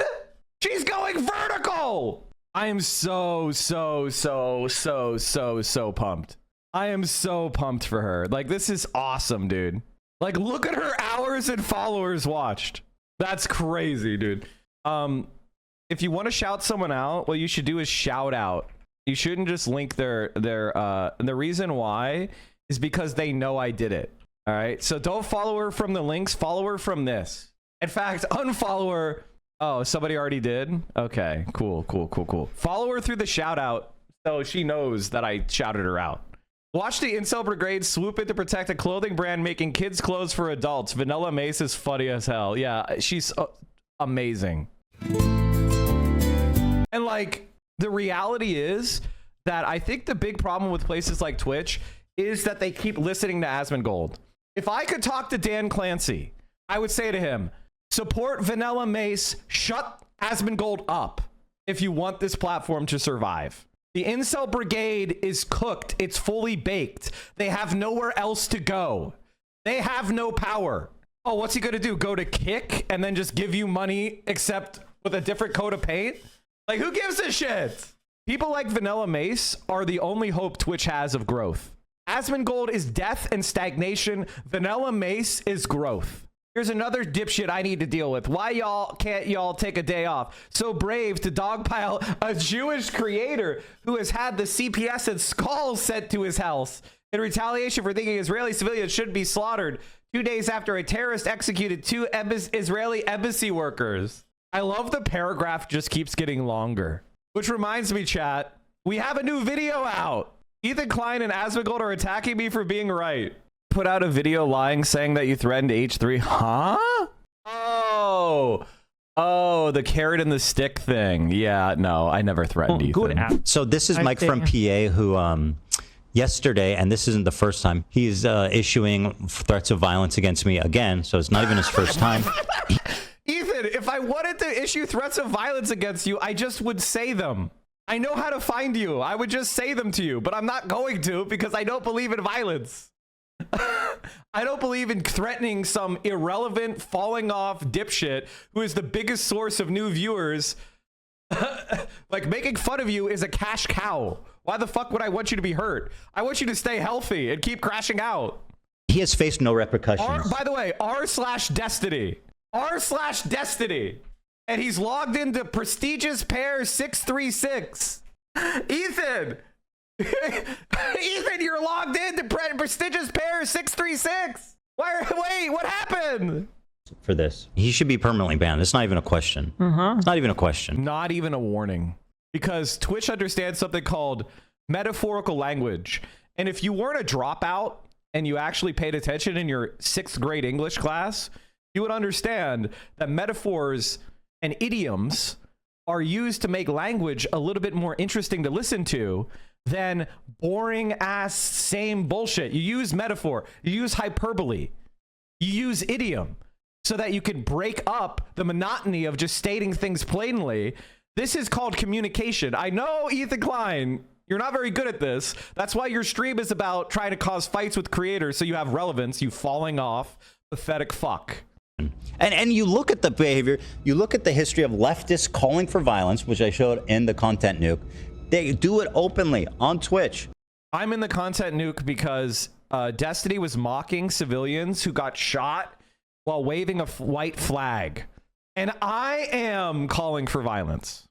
Interesting. And without being punished. Mike from PA literally said, the only way to get to me is to give me until I'm bleeding from my mouth. Right. He said that. No, that's not what I said. I said, with people like Ethan Klein, you could try the carrot, but you need to use the stick, which is the ancient, at this point, English idiom, carrot and the stick, which means like you try to induce people with incentives, but you also need to have penalties for non-compliance. So if you can convince people to do the right thing by giving them rewards, you should do that. But sometimes you need to penalize them if they don't comply. So it's the carrot and the stick is when you use rewards and penalties. You do the right thing, people like you. You do the wrong thing, you get punished. It is a metaphor. And what do I mean by punish? Do I mean commit violence on Ethan? No, I mean unsubscribe, which hundreds of thousands of people have done. I mean, stop watching his shit. BDS for Teddy Fresh. You should call him out. You shouldn't hide from him. You should stand up to him. You should call him out for being a fucking loser. That's what the stick means. It's not violence, you dumbass. That on Twitch, and he wasn't punishment. He was not punished. Like Mike literally said, Ethan will never learn till he's bleeding from his mouth. Yeah. And there was no punishment for that. Of course I don't feel safe because of what you people... It is true. I am scary. He is scared of me. Are saying about me. And if somebody's convinced enough to go outside of this and kill 2 random people, why the fuck shouldn't somebody feel comfortable coming to my house and killing me and my fucking family? Ethan deserves all of the criticism. Here's what I actually said. That he's getting. I think it's very valid. But I also think, at the end of the day, we should acknowledge that he's human because he is human. And he is in a situation that's making him extremely scared, paranoid, defensive, sensitive, and I'm sure other features and feelings. In the spirit of Kirk saying that it looks like Ethan could just use a hug, I have challenged some of his most powerful haters to put down the haterade and just say something nice and charitable about him because I think he deserves it. I just wanted to say that I respect that you are genuinely yourself on the internet. I think a lot of other people respect you for it as well. I think that's a big okay, this part's too long. I'm already cringing. Can we get to the part where I talk? Okay, goddamn, holy shit. You should have edited that down, editors. Holy fuck. I just don't believe he did that. I think that when you are being goofy, Ethan Klein. I just don't believe he did that. I don't remember the I think that context when of you what are I being said. goofy, when you're being silly, when you are being lighthearted, and just having fun with your friends, I think that is when you're at your best. So I'd love to see more of that. That'd be sick. I will be reading my letter off because I don't want to sound robotic. HBUC did discourse that I used to watch. I hope that one day gets back to where I remember. You were one of the inspirations for me to start creating content, so all this has come. I hope you really hear this, and I wish. Can I say something? I really like that these people did this, but I gotta be honest. With my experience in life with people like Ethan, the only thing that ever knocks them out of their fucking spiraling is the rod. It's the stick. It's not the carrot. He's not going to stop until he's bleeding out of the corner of his mouth. And I get it. I want to be empathetic. Like, I understand the value of empathy. But somebody like Ethan, he needs to see some stars before he's going to fucking back down. And it's called metaphorical stars, chat. Metaphorical. Like, it's honestly kind of fun. It makes sense that somebody like Asmongold wants us to stop using intelligent language, stop using idioms, stop using metaphors, because he's legitimately stupid. He's a legitimately stupid piece of shit. So he's going to try to say, oh, no, you were threatening violence. You were threatening violence. That's not what threatening means. And they try to use this like very lawyerly application of the TOS. Why? Do they actually want to live in this world where nobody can use metaphor or idiom or hyperbole? No, they're just desperate to try to grasp at any straw to deplatform people who disagree because they can't debate the point. I just would not do this. With people like Ethan Klein, until he feels the pressure, he's not going to stop. Like, and I know that a lot of them have since come out and said, well, that didn't work because they legitimately tried.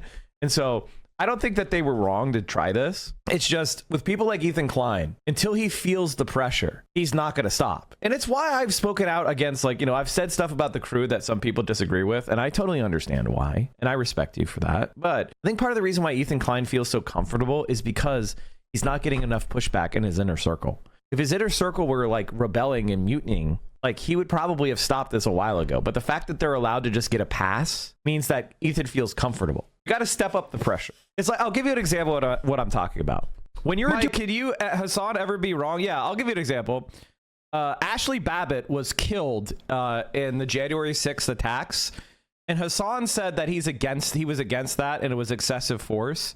So in my worldview, I think the police guarding the Capitol against the January 6th riots would have been within their rights to exercise lethal force a lot earlier. For example, when they were attacking police, there's a famous video of them crushing a police officer in a hallway. I think that if more people had been killed on January 6th, it would have been a righteous shoot. And I think Ashley Babbitt's shooting was completely justified. Now, the courts agree with me. The police officer was never prosecuted. Even under the Trump administration, they haven't tried to prosecute the killer of Ashley Babbitt. Hassan was wrong, Hassan was wrong on that. That's an example of Hassan being wrong. Doing a strike. That take only pushes more people to my side? Absolutely not. Absolutely not. In fact, I think that the main problem that the left has is they're seen as being weak and ineffective, and they don't fight back, and they never get anything done, right? So that's why people disdain the left, because they seem weak and ineffective. If the left was able to do more and crush the right harder, a lot more people would be empowered and would join. You're wrong. The people like you, the Nancy Pelosi's, the Chuck Schumers, the Barack Obamas, the Joe Bidens, the people who bend over backwards to cater to the right are why the left in general is collapsing in the United States, because you're seen as not having the courage of your convictions. Chat. You form a picket line. By the way, you just agreed with Hassan, you fucking liberal. And everybody who goes out on strike, they grab their placards, they grab their signs, they grab their bullhorns, and your democratically elected union leaders say, hey, we're on strike, stop work, and you don't. You're a scab. And you will be socially ostracized. That is a lifetime scarlet letter that you will wear. I think we need to form that up on Ethan. I think we need to have that kind of attitude where collaborate with this guy. Don't interact with this guy. Don't support him. Don't work for him. And anybody who does is persona non grata. We've got to put the squeeze on this guy because he's trying to deplatform us. He should be permanently banned. It's not even a question. It's not even a question. And we tried being nice. We tried having conversations. We tried having debates. We tried constructively reaching out. Now we've got to put the squeeze on him. EDS, boycott, divest, sanction. That's the only thing that he's going to understand. You tried the carrot, he spat it in your face. I'm always the first to say stuff like this. I'm always the earliest. It is my curse to be abrasive, to be confrontational. I'm sorry. It's just the way I am. I am normal and kind in regular life. I disagree with you. We shouldn't be killing people who are doing mutiny against the bourgeois government institution. I'm not saying kill people wantonly. I'm saying that when a fascist coup is being attempted, it is totally coherent to unite with liberal institutions to stop the fascist coup by legal means, which in certain circumstances would mean lawful, lethal violence. So the Ashley Babbitt shoot, justified and righteous. I actually do believe in reaching out and forgiving people. I am not an inquisitor. However, I am brutally honest and blunt. And this is the way it's going to be. He's aligning himself with Asmongold. He's aligning himself with Destiny. He means harm to you and me. Somebody sent me the clip of Asmongold saying that I called for violence. Meanwhile, his audience actually comes in and uses violence. I was using the metaphor and metaphoric language, which is... So anyway, chat, I'm starting to post more and more and more on YouTube. Make sure you get in there. Whenever you see one of my Mike from PA videos, make sure you click it. If you're on your YouTube, go ahead and hit a like. Make sure you're subscribed. Make sure you have notifications turned on. The single best way to help a video catch hold of the algorithm is to click in your For You page. When you go to your, you open YouTube. Like if you open YouTube and you see a bunch of videos at the top, you should click them. So I don't think that people should be defined like this. You know what I mean? Like, bam, Bad but Not Alive, clicked. That's what you need to do as well. All right. What else were we saying?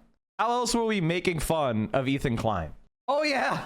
Okay, so Vanilla Mace, without a doubt, Twitch's biggest up-and-coming streamer, blowing up, going absolutely vertical, used her new platform to make fun of Ethan Klein and Teddy Fresh.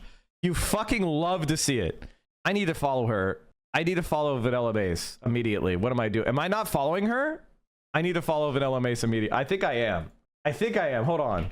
My life is flashing before my... Okay, good. Okay, good. Okay, I am.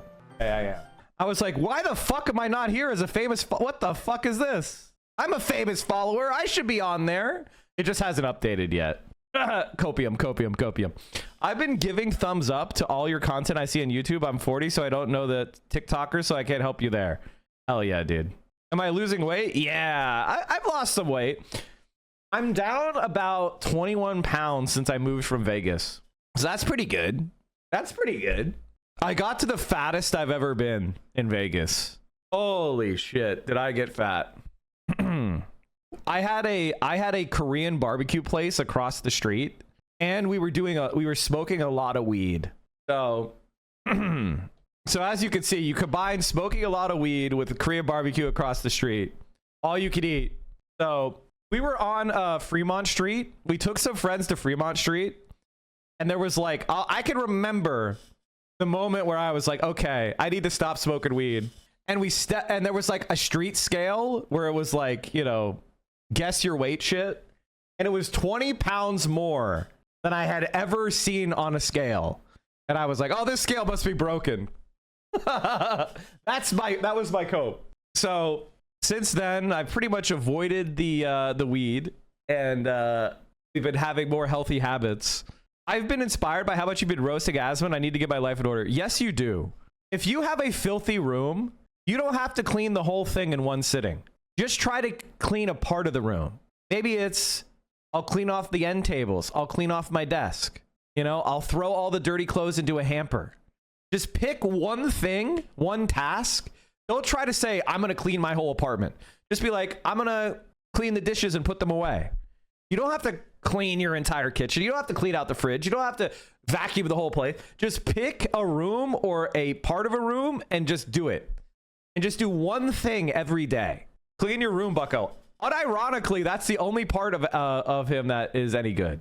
Why I will not be banned. And if I am banned, if I do end up getting banned for metaphoric language, it's because you guys cried so much like babies. But guess what? Can you imagine? Like, Asmongold must feel really powerless and weak. All he managed to do was get Hassan banned for one day. And I didn't get banned at all. And he made main channel videos about me. And nobody fucking cares. That's how you spell her name, right? Lorenz? Taylor Lorenz? That's how you spell her name, right? I didn't misspell it, did I? Okay, I got it right. Nice. I'm gonna have Taylor on the stream soon, chat. Hopefully this week. I just have to send her a follow-up. So I'm gonna have Taylor on the stream. I need to get Matt Lieb on the stream. I need to get Taylor on the stream. Who else do I need to get on? What's this? Damn, that ban hit him hard. I don't really remember this. If this is just a random fuckboy. Oh, Jeet here. Yeah, Jeet's gonna get on here as well. To the day, the main topic not about Hassan, Asman, either Klein. What are you talking about? I talk about everything else all the time. Why do you think I got in? They're trying to get me banned because I was talking about the shooting on Friday and they re-engaged with me. So I'm laughing at them more.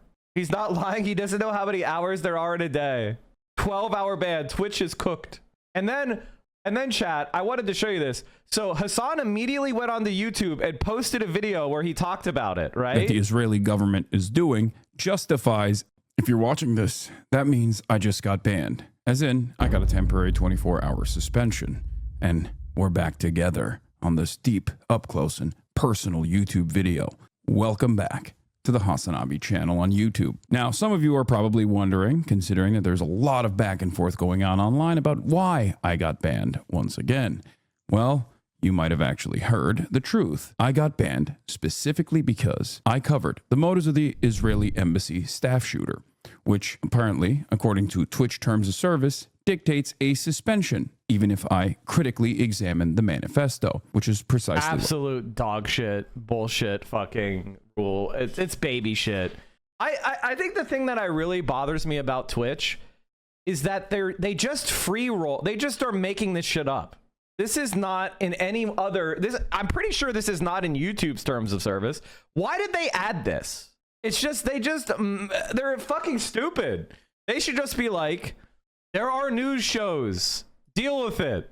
What I did. The reason why I read this is specifically so that you understand that, like, there is a shit ton of people that are like, no. All right, let's talk about this. We're going to come back to Taylor Lorenz, but Hassan Abi talks about his one-day ban on Twitch. Do you see this is why? Like, I feel like you guys, a lot of you are like, Mike, I don't want to talk about this. I want to talk about the news. This is the news. I'm sorry. This is the news. I'm not talking about somebody fucking someone. I'm not talking about some celebrity dating some other celebrity. I'm talking about the ADL trying to deplatform us. Like, the days of you just having a nice cozy stream where we're not involved in politics is over. The IOF bombed southern Lebanon on the evening before the municipal elections. They destroyed roads, villages, and towns so people can't get to polling stations. Jesus. This is the shooter's actions were directly about finding I don't think somebody's living situation means anything with their ability to tell the truth. The reason why people make fun of Asmongold's living situation is because he tries to make moral arguments about the way the world should operate. The way he tries to control other people's content. He tries to censor other people's content. He tries to say that other people are harmful to society. That's why people judge him on his living conditions, because he is objectively a valueless scold who lives in filth. And he advocates a certain types of uneducated nihilism, a contempt for intellectualism, a contempt for learning, a contempt for society in general, a nihilistic self-justification is his entire politics. So he can't tell you the truth because he doesn't care what the truth is. And his filth is emblematic of that. I'm sorry you are not capable of understanding that. Jewish victim to kill. Okay, it's deliberate. It's clear what his reasoning is. You don't have because they were distraught. I don't want to show this video just because while it has the shooter manifesto on, I'm going to skip ahead. Even though I completely disagree with it, I don't want to show it. I'm not reading from it or anything like that. The case usually online whenever there's a breaking news story. This is what I do. A big part of what I do is holding people's hands through the news media process by allowing them to think critically and helping them understand media literacy. This is precisely why I was covering the manifesto that my friend Ken Klippenstein was As S-Fan is a S-Fan has always been a pretty right-wing guy. I talked about it 6 years ago. It was one of the things that made people kind of shit their pants about me is because I was like, oh, S-Fan is a right-winger.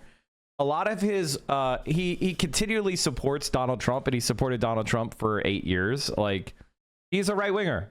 And he was happy to do conservative politics and conservative memes when it was helpful for him.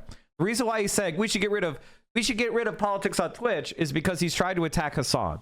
You know, that's it. It's not confusing. Able to find and release. Another friend of mine, Eric Toller of the New York Times Visual Investigation Unit, had also uncovered the manifesto of the shooter around the same He's not a minimalist. He is a consumptive. He's a consumptive void. He's surrounded by takeout. A minimalist would not be eating slop from takeout and spending all day masturbating to hentai porn. Like, that's not a minimalist.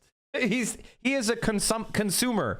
In fact, his entire life revolves around the consumption of products. He's not a minimalist in any way. He is not a stoic. He is not some sort of aesthetic. He is just a filthy, disgusting trash animal.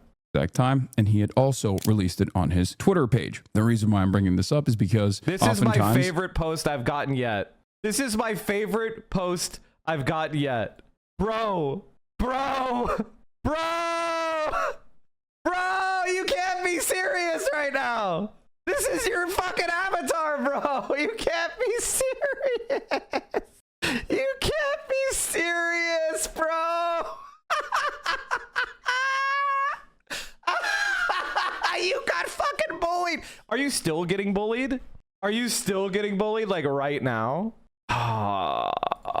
Come on. Kage's the name, and Apex Legends is my game. I stream on PC and PS4. Plans to begin variety streaming. Why haven't you? Where's the variety streams? Where's the variety streams? Kage? Where's the variety streams? Come on. Wait, is this you? Or are you just a fan? Nah, I think you would mention your music. I think you would have mentioned your music. It's gotta be what? No clips? Not a single one? Ever? Oh wait, we found it! Let's go! Blue shield on him. Push back if you can. Push him back. Bro, immediately opening an Asmongold fan and they're coughing up a lung on their only clip. Finally not fucking choking no more. Bro, listen to your voice, man. Anime avatar, and you came in to talk about bullying. Are you suffering from trauma? Are you suffering from some trauma? It's okay. Let's talk more. Are you suffering? Do you want to talk about what they did to you in high school? No. Unban. Do you want to talk about what they did to you in high school? By the way, following's account created 2015. So you're 30 years old, at least. And you're thinking about how you were bullied in high school? Where'd you go? Oh, unban. Where'd you go? Don't ban people that I'm using as pets. Where'd you go? All right. Sorry, chat. That was fun. When instances like this happens, the media will take bits and pieces of a manifesto to create a framework around the motive. But in this circumstance, the media actually was quite quiet about the manifesto in and of itself. And I think that's newsworthy, but that's not the story here. The story is that I got banned for it. I got temporarily suspended because this is a part of the Twitch terms of service. You are not allowed. Why is using an anime avatar a bad thing? It isn't in and of itself a bad thing. In fact, I like a lot of people who like anime. Liking anime is not a problem. But having an anime avatar and then talking about traditional masculinity and talking about things like being bullied in high school is a sign that the person is projecting, right? Like, because weebs, I love weebs, but they get bullied in high school. And traditionally, anime has been a fixation with people that are not very popular. Now, things are changing, right? One of the things that's really cool is that, you know, hobbies like anime are becoming more mainstream. Hobbies like video games are extremely mainstream, so people don't get bullied as much for engaging in them.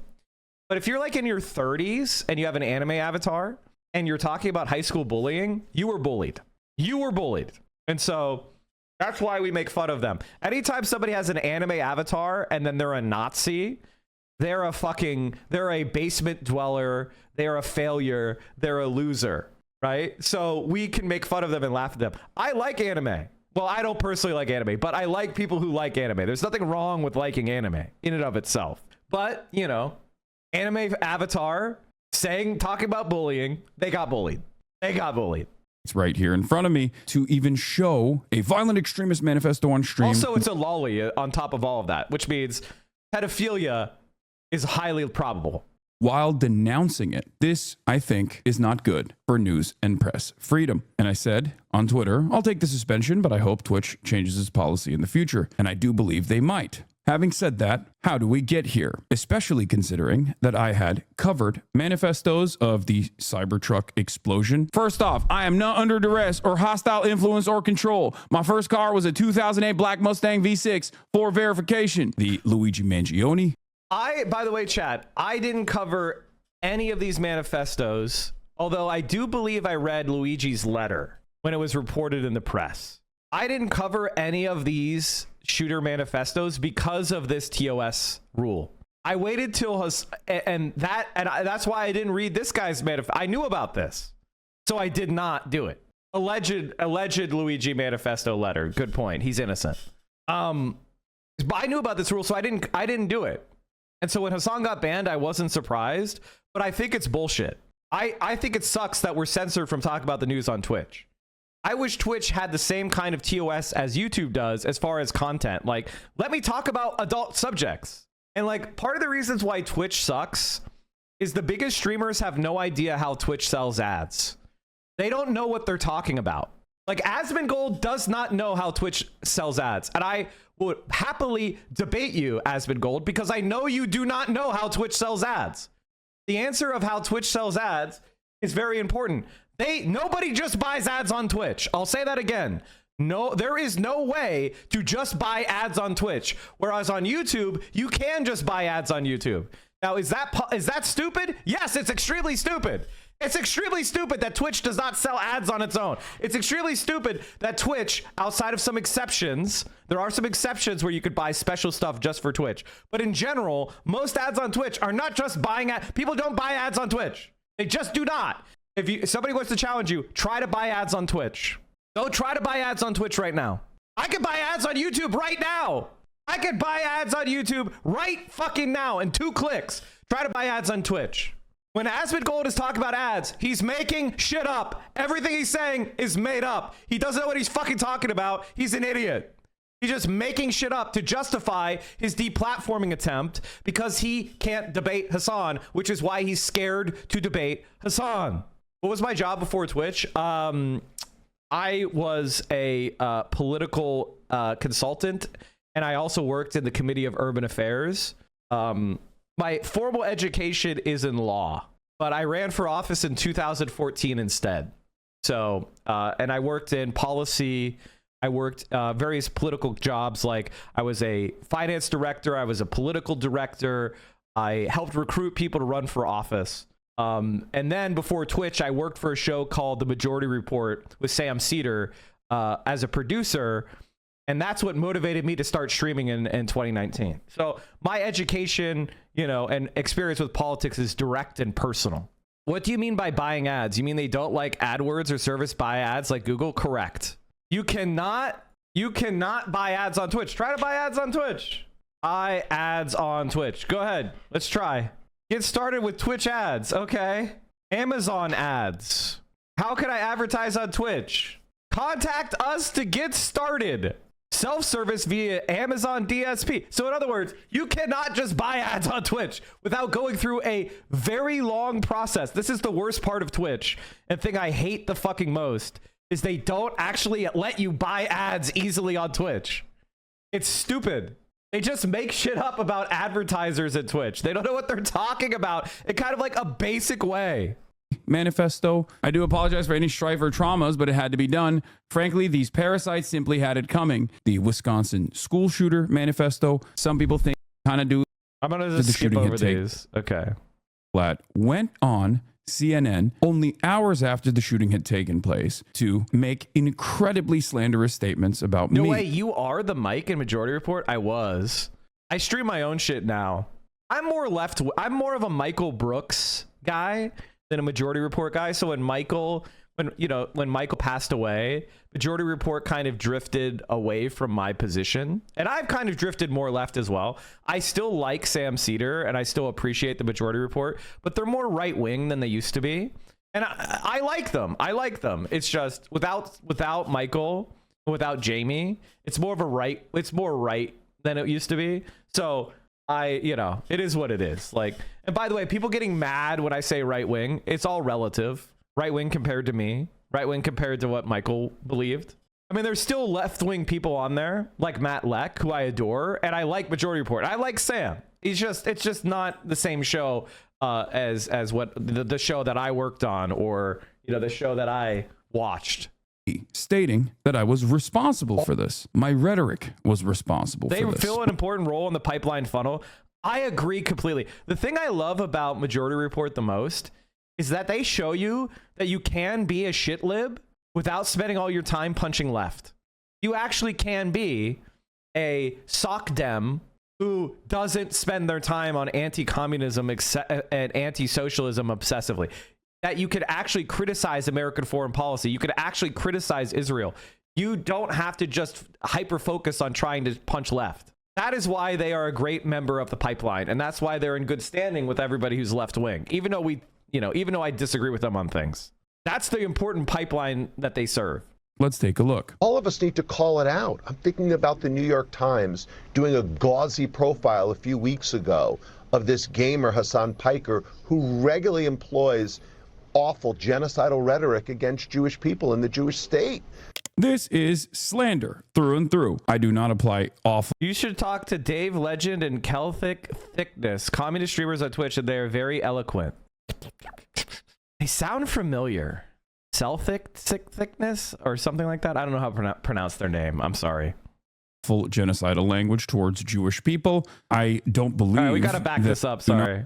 About the New York Times doing a gauzy profile a few weeks ago of this gamer, Hassan Piker, who regularly employs awful genocidal rhetoric against Jewish people in the Jewish state. This is slander through and through. I do not apply awful genocidal language towards Jewish people. I don't believe that even a genocide that the Israeli government is doing justifies a genocide to the Israeli government or the Israeli people. I am not the one who is defending a genocidal state here. Jonathan Greenblatt is. Having said that, this slander continued with no pushback from the CNN anchor, which I think is rather strange. Extremists should not be empowered. People who spout prejudice should not be platformed. This is a moment when we need to look ourselves in the mirror and say, look at these cancel culture freaks, man. Isn't it amazing that Asmongold is allying himself with the ADL to try to deplatform people criticizing Israel for a genocide? Because he's inferior to Hassan in every way. Like, he knows he's inferior to Hassan, right? And he can't compete with him.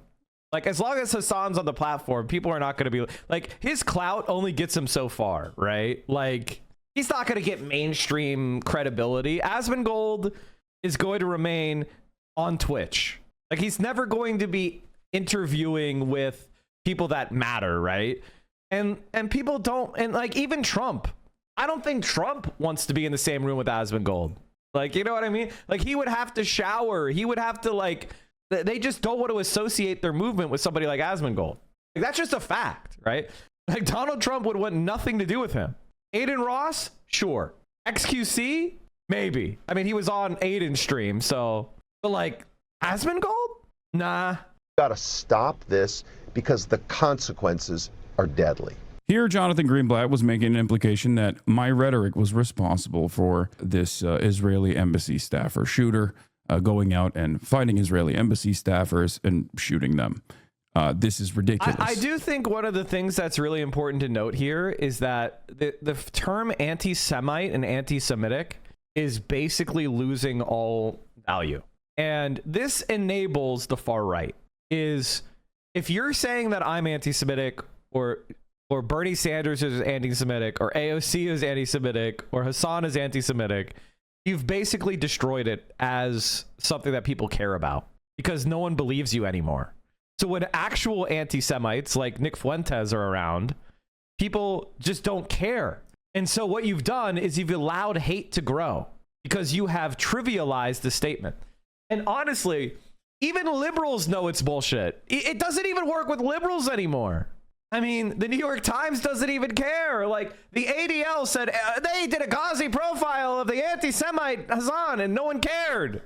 No one actually complained. It didn't work. They didn't care. It didn't fucking work. In fact, the main people harassing the New York Times are Destiny supporters with their bots. Nobody gives a shit. I was just saying this the other day. Ethan Klein has no fans. He has absolutely no fans. Like, when the people try to like attack me for talking about Ethan Klein, here, let me see if I can find this. Let me show you something that's so fucking funny. Nobody is an Ethan Klein fan.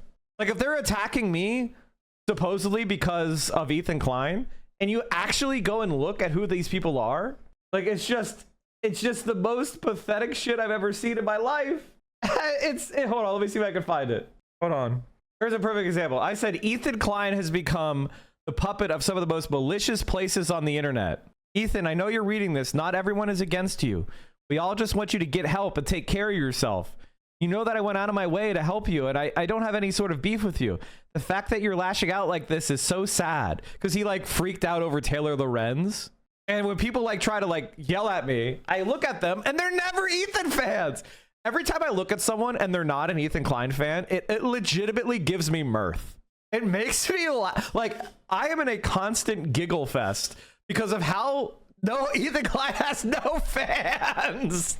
There is no connection between me and the shooter. The shooter actually. And also, I urge you all to, when you're in my like, if you see me posting someone and you're in my replies, just say not an Ethan fan, LOL.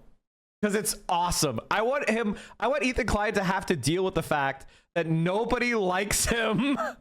They're just attacking us because they don't like the left. And Ethan Klein is a convenient cover for that. If you actually investigate them and you realize, oh, this is a Nazi. Oh, this is an Asmongold fan. Oh, this is just some like right-wing Trump supporter or Israeli genocide supporter. It's fucking funny. 100% sex pestity orbiter. It's funny.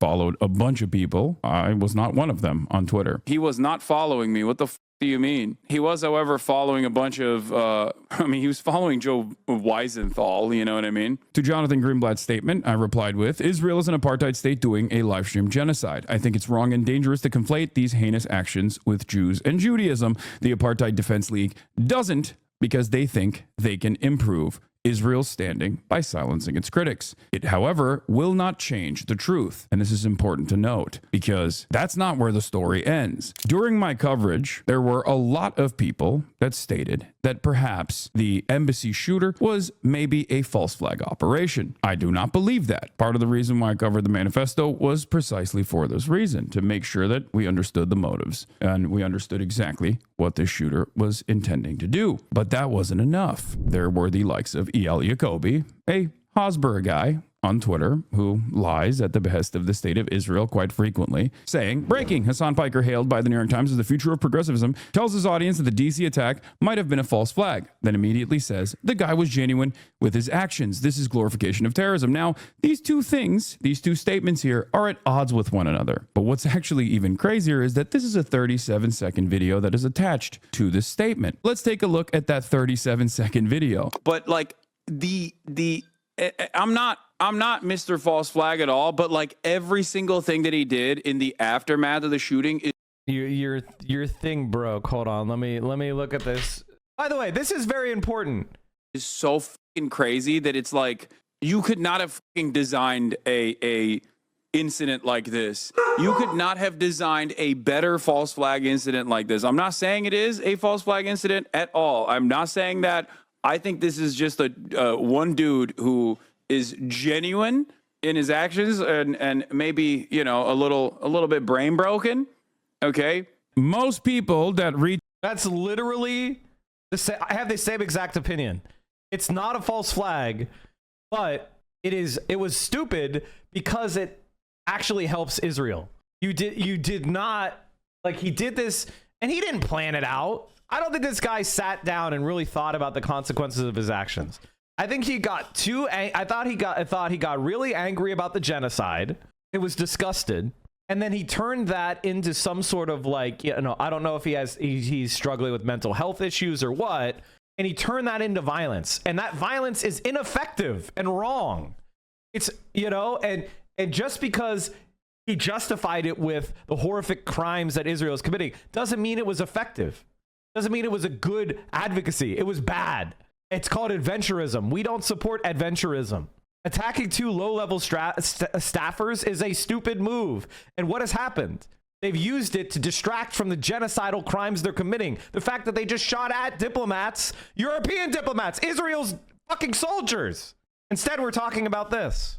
He tweeted this. Didn't even actually watch the video to see whether or not it actually matched up with what this person was saying. Now, why am I talking about this random account? It only got 6,000. How to stop riots in countries that take no part of... This guy's dumb, huh?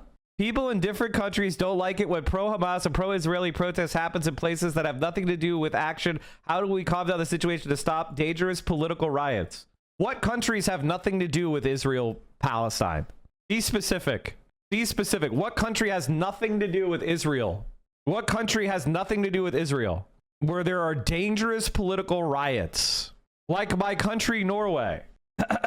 If NATO countries join the anti-Iran coalition, the threat of Iran missile attacks on the alliance countries would also increase. NATO support for Israel.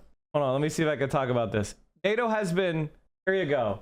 Israel does not stand alone.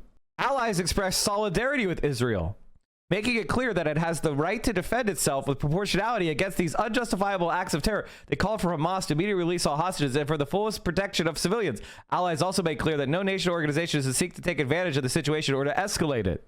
A number of NATO allies made clear they are providing practical support to Israel as it continues to respond to the situation. I don't know if you know this, but NATO is a member of... Norway is a part of NATO. NATO is providing political support to Israel. So when people protest that in Norway, they are protesting an alliance that your country is a part of directly.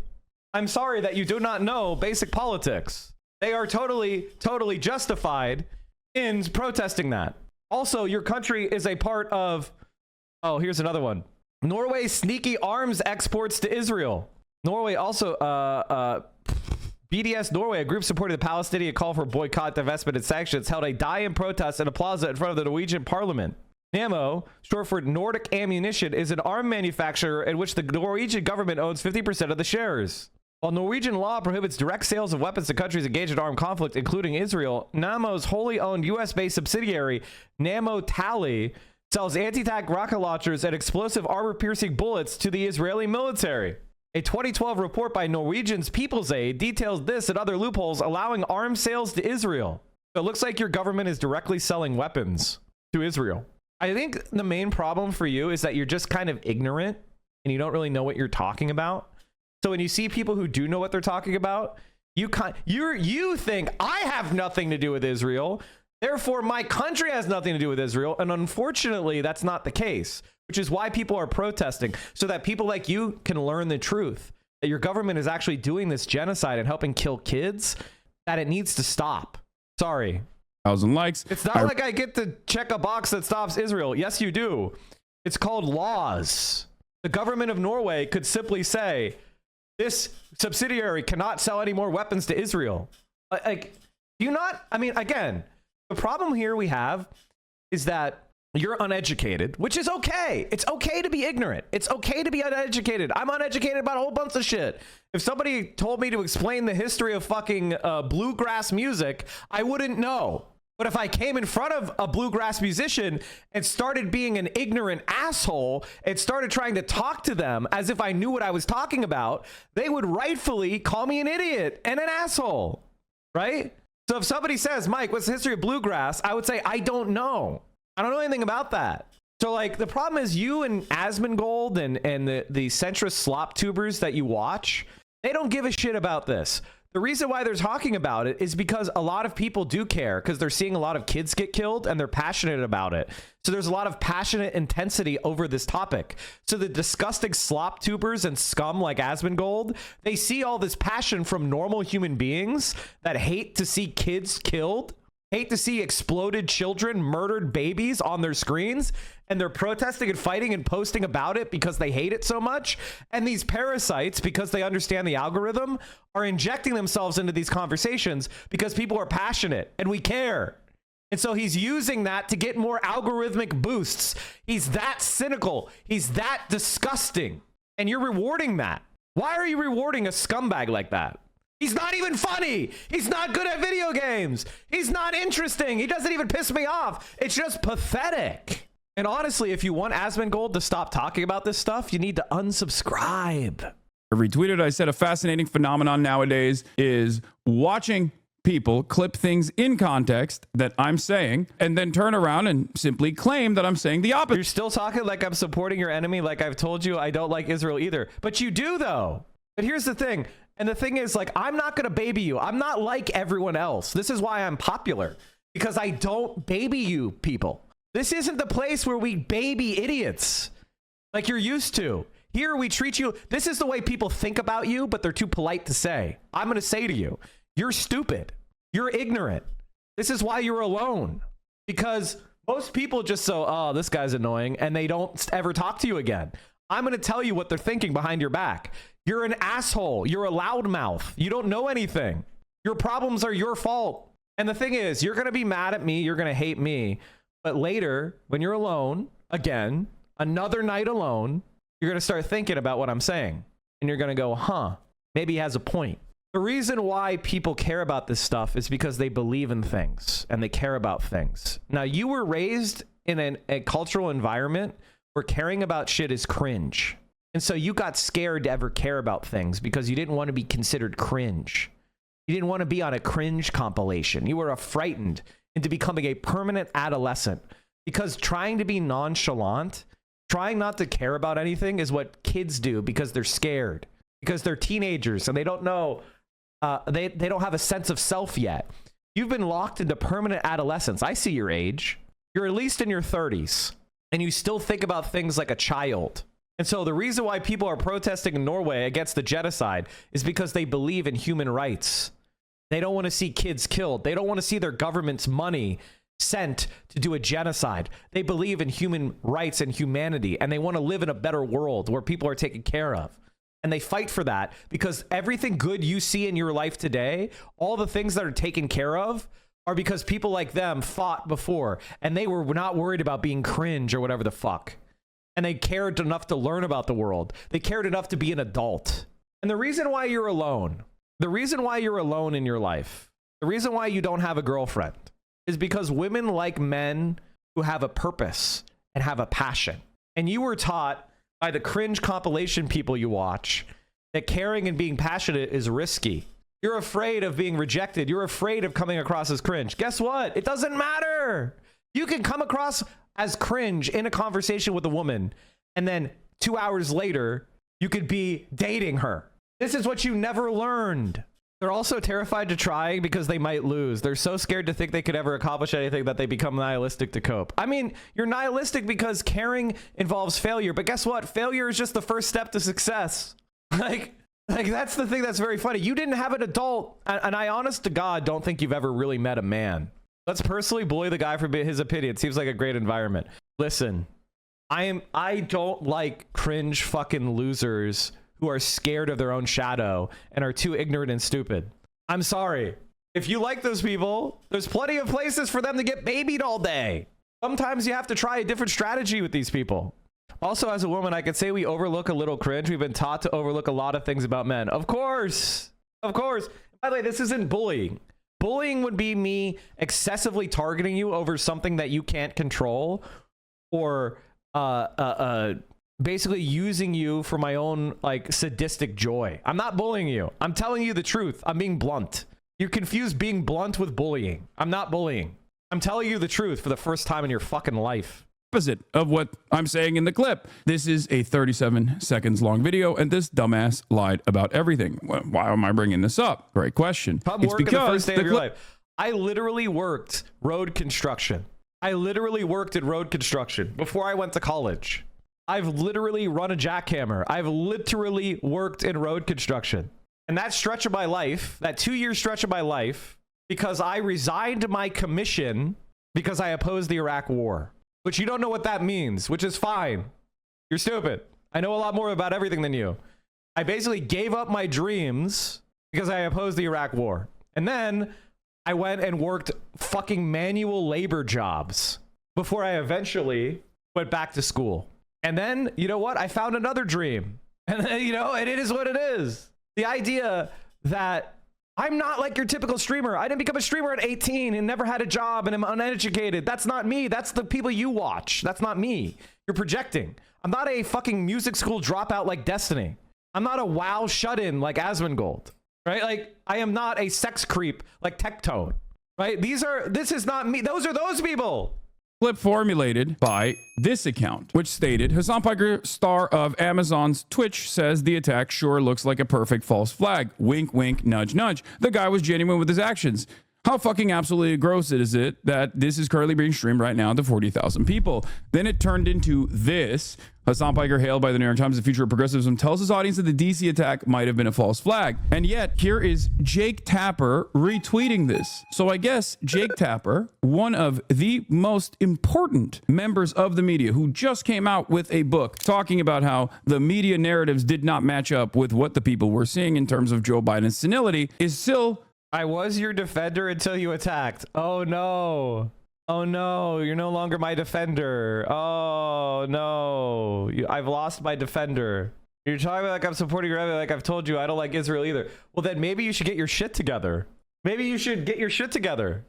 And start joining in those protests instead of whining about them. Doing ridiculous things like this. It doesn't make any sense. But of course, all of that pressure inevitably led to Twitch taking this action. I had covered manifestos in the past on my broadcast. None of those manifestos actually met the same level of scrutiny. This one did. And I don't believe this one did exclusively because it was about Israel. I think this manifesto was simply used as an opportunity to try to get me banned by gaming the terms of service. I did not think I was going to get suspended. I'll take it. The real reason the ADL and numerous other organizations are actively trying to come after me, however, is because Israel is falling out of favor. Because many Americans and many people in the Western world are now finally seeing the truth that Israel is an apartheid state that is built around an ethno-supremacist ideology, and that Israel is doing a live-streamed genocide. Yesterday, they killed a doctor's family. 9 of this doctor's children burned, charred. Images such as this can be seen all over people's timelines and all over social media because now people have unprecedented access to the victims of a genocide, unlike ever before. This is the reason why Israel has fallen out of favor and has become a pariah state on the global stage. This is the reason why now Western leadership, who have supplied Israel with arms in order to engage in such violent acts for the past 19 months, are finally turning around and stating that perhaps Israel should allow aid in, that perhaps Israel should stop doing war crimes. A former Likud, far-right Israeli prime minister recently came out and said, enough is enough. Israel is doing war crimes. Israel has fallen. By the way, this is the German chancellor today. Das, was die israelische Armee jetzt im Gazastreifen macht. What the Israeli army is now doing in the Gaza Strip. I no longer understand, frankly, what its objective is. It causes such suffering to the civilian population, as has increasingly been the case in recent days, can no longer be justified as a fight against Hamas terrorism. Uh-oh. Okay, let's see what this guy is saying. Following since 14 minutes ago. All right.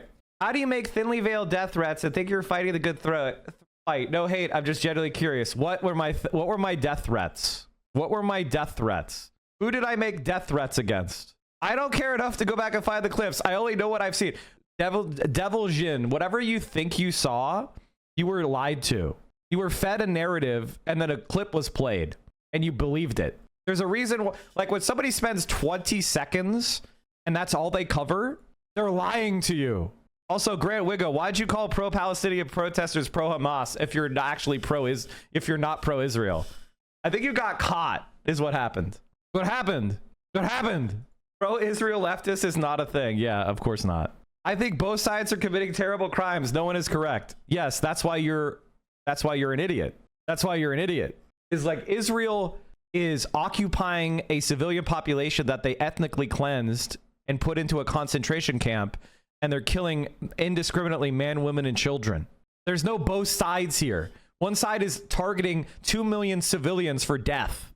There is no both sides. And then the other side is fighting back against it. Now, some of those resistance fighters do things that I don't approve of, which is the same thing as happened in World War II. Right? I'm sure there were Norwegian resistance fighters that murdered German civilians.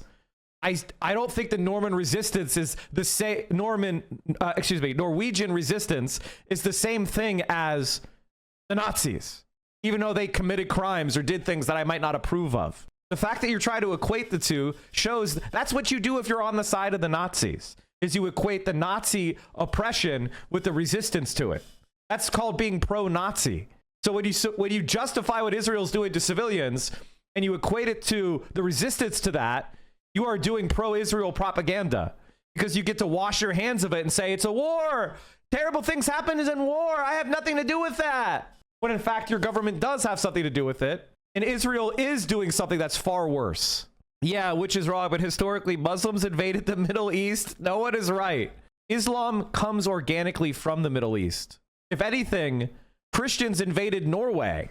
Christians invaded Norway and forced Christianity on Norwegians. What the fuck are you talking about? And honestly, I think Islam, if I remember my history correctly, wasn't Islam in Jerusalem before Christianity was in Norway?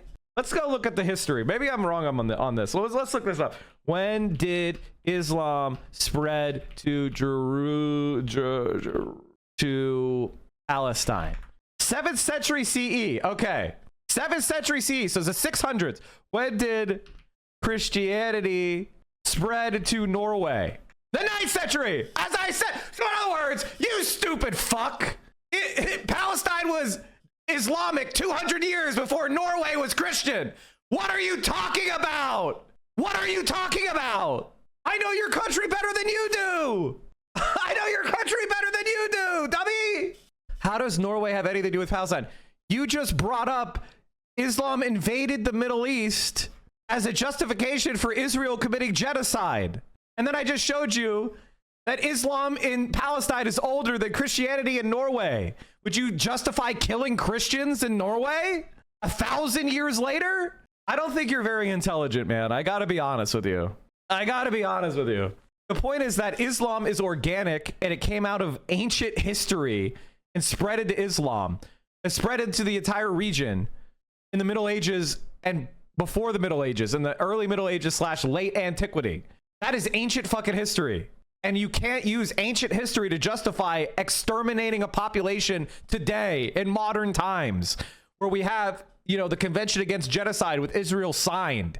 We have binding legal, agreements that we have signed and agreed to, treaties, including treaties signed by Norway, your country, to enforce the laws against extermination. We believe in humanitarian equality, which means human beings are worth the same.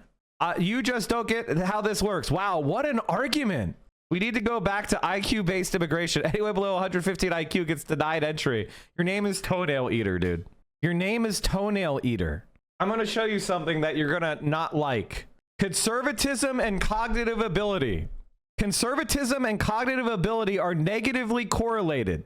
The evidence is based on 1,254 community college students and 1,604 students seeking entry into the United States universities. At the individual level of analysis, conservatism scores correlate negatively with SAT, vocabulary, and analogy test scores. At the national level of analysis, conservatism scores correlate negatively with measures of education, gross enrollment at primary, secondary, and tertiary levels, and performance on mathematics and reading assessments for the PISA, Program for International Student Assessment Project.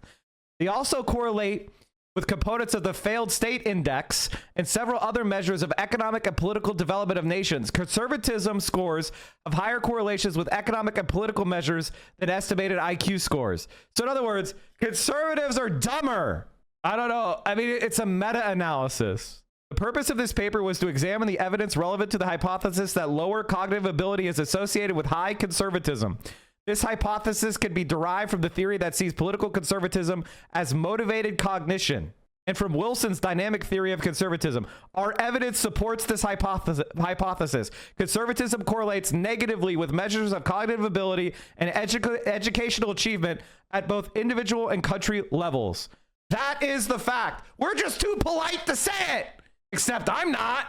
So out of favor that The Atlantic, that a year ago wrote to rebut Hamas's allegations by letting journalists see the war up close would be a calculated risk. Even when conducted legally, war is ugly. It is possible to kill children legally if, for example, one is being attacked by an enemy who hides behind them. This was written on The Atlantic only a year ago. And now that very same Atlantic magazine is writing articles such as this one. It should not be controversial to plead for Gaza's children. Israel's limits on aid have put the region at critical risk of famine. Help is within reach, but it's not enough, and it's arriving too slowly. The reason why the tide is shifting is because the pressure valve is insurmountable. Too many people know exactly what's going on. As fascist ideology is a suicide cult, it seems like Israel is bringing the rest of the Western leadership down with it. Israel. I just think the one thing that you should keep in mind about the conservative and lower intellects thing is this is well established. Okay. We've known about this for a long time. Okay. It is what it is. If you're anti-immigrant, if you're conservative, you know, socially, you're usually very stupid. And this is just an objective measurement of reality. What do we do with that? What do we do with that? Does that mean there's no argument whatsoever for trying to make sure that we have like coherent policies for social harmony and social integration? No, of course we should. Of course we should. We need to have education. We need to have contact between different groups. We need to prevent the formation of ghettos. But like conservatives, you're inferior. The thing is though, I'm on the left. We don't like to use words like inferior, right? We don't like to say that people are a certain way because of their genes or whatever. And I don't think you are a certain way because of your genes. I think that because of epigenetics and the experiences you've had in your life, perhaps even environmental pollutants, you are conservative because of the social environment you're in. You know, there are such things as smart conservatives. They do exist. When we're talking about the level of populations or nations, conservatism is linked to being stupid. And here's the best example of it yet. Here's another great example. Generation X is in the bullseye for lead exposure, harms to mental health. How did Gen X become the Trumpiest generation?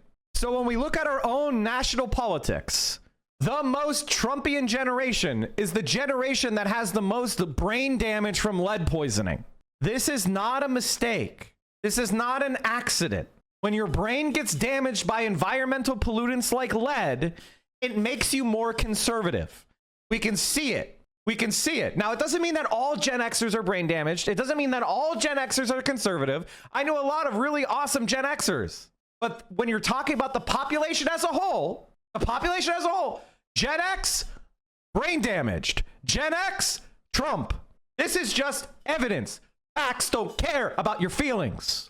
Is no longer a democracy. You cannot be a democracy while you want to maintain an ethno-supremacist state that is an apartheid state, and you certainly can't be a democracy while doing a genocide. But the Western... And by the way, there's a lot of really cool Gen X people. I want you to understand this. I'm not attacking all Gen X. This is very important. I know so many cool Gen Xers.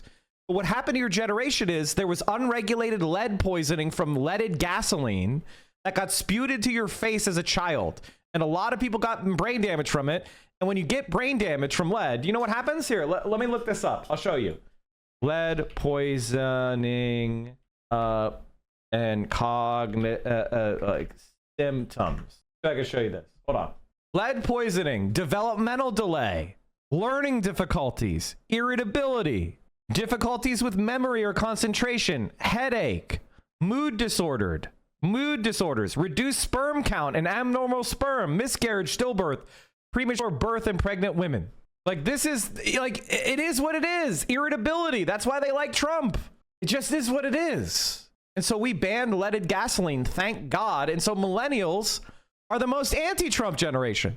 Our brains are not as damaged as yours. And that's just the way it is. World that seemingly was able to abide by and hope that the pressure goes away from the broader public are now being forced to listen to the demands being made by the public. So there is a interesting bargain here ahead of us. Will our politicians listen to our voices? You banned lead and gasoline, and yet conservatives won the popular vote. The math doesn't math. I can't believe you came in here doing IQ. I can't believe you came in here doing IQ. You understand that only adults can vote, right? You understand that only adults can vote. So when your brain gets damaged 35 years ago or 45 years ago, carries with you for the rest of your life. And then you become irritable, you have impulse control, you have cognitive problems. And so you get attracted to Donald Trump, who represents all of those things. And the Gen X, because as a generation, they had higher exposures to blood lead, they ally themselves with conservatism because they have less cognitive ability, which we already established earlier. Conservatives are stupider. So when your brain gets damaged by lead, now there are plenty of people who are conservative that don't have lead poisoning. There's plenty of people that are stupid that are not lead poisoned. Okay. But as a population-wide phenomenon, that is what I'm noting. I think you might have cognitive problems if you can't understand that. I could try to explain it more simply, but at a certain point, I might just have to tap out because you might not have the cognitive firepower, right?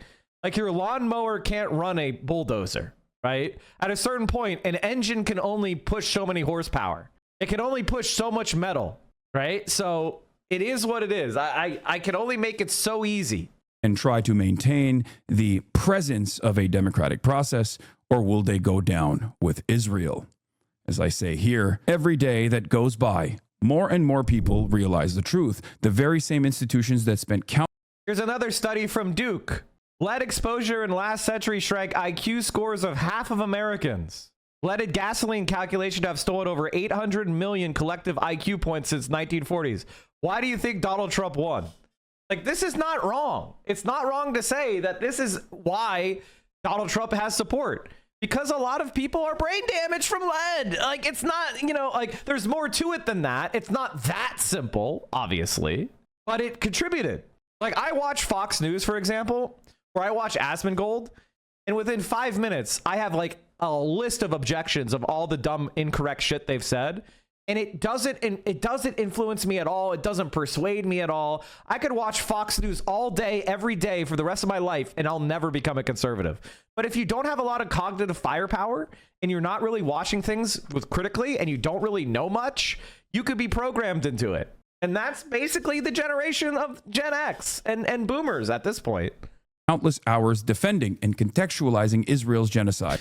You were smart. Wouldn't waste your time by creating a second account to come here to Twitch chat. LOL. Yeah. Will now change their tune. Try and deplatform me all you like, but you can't change what people have seen. One day, everyone will behave as though they were always against this. I'm Hassan Piker. I hope you can keep supporting me and watching me on YouTube, because even if I get deplatformed from Twitch completely, I will still find a way. And even if I am... Everyone in here... okay. Wait a minute. I thought we were limiting according to IQ. Wait, now it's cope slop. Now, the funny thing about this is I've literally helped people win elections and gain power and change policies. And you know what we call, the fact that you think... Again, this is very typical of an online conservative. You you are an inborn cuck. You have the soul of a cuck. We already ripped you apart as far as your IQ, but now we're talking about who you are as a person. You are a born and forever cuck. That's why you fixate on cuck porn. That's why you think about cucks and cope so much, because in your soul, in your heart, you are a fucking loser. And that's you. That's you. That's who you are. You've done more damage with your Hugbox MSNBC Hugbox than lead. He thinks I'm MSNBC. I'm probably MSNBC's most hated content creator. I hate liberals. I hate liberals. You are inventing me. You came in here to talk. You don't even know what you're talking about. You established it with a cherry pick study. It was a meta study. That means a study of studies, dummy. It's not cherry picking anything. It's a study of studies. If you were actually smart, you'd chuck your stream to win voters to your side. Oh God, guys, I could have won him over if only I stopped being so mean to him and I catered my content to him. Hey, bro, there's 8,000 people that bend over backwards to kiss the ass of conservatives and go, no, please change your mind. Please, you're so valid. How about this? You're not valid. You're stupid. How about that? Show me why you're valid instead of whining about tone, you little bitch. The worst thing about the left is they spend so much time with scum like you. They spend so much time kissing your ass and going, well, please, will you care about others? How about this? You're a fucking loser. You're a conservative because you're scared and afraid and a cuck. That's why you're a conservative, because you're scared. Oh no, somebody's gonna come here from Guatemala. Oh no, and they're gonna make a half Spanish Roman Catholic. It's so scary. They spoke a different Romance language. They spoke Spanish. Oh no, another European language. Oh God, it's so scary. I'm so frightened. You fucking cuck. Shut the fuck up. Oh no, they're Roman Catholic Spanish speakers. Like, that's the immigrant you're afraid of. And by the way, it's not new. 100 years ago, you would have been afraid of Chinese immigrants. Now, today, you and Asmongold would be like, oh, we like East Asians. You're sitting there jerking off to fucking anime all day and you're saying, you're like, oh, we need more Chinese and Japanese immigrants and Korean immigrants. You're sitting there like, 100 years ago, you would have been like, oh, the Chinese immigrants, we got to exclude them.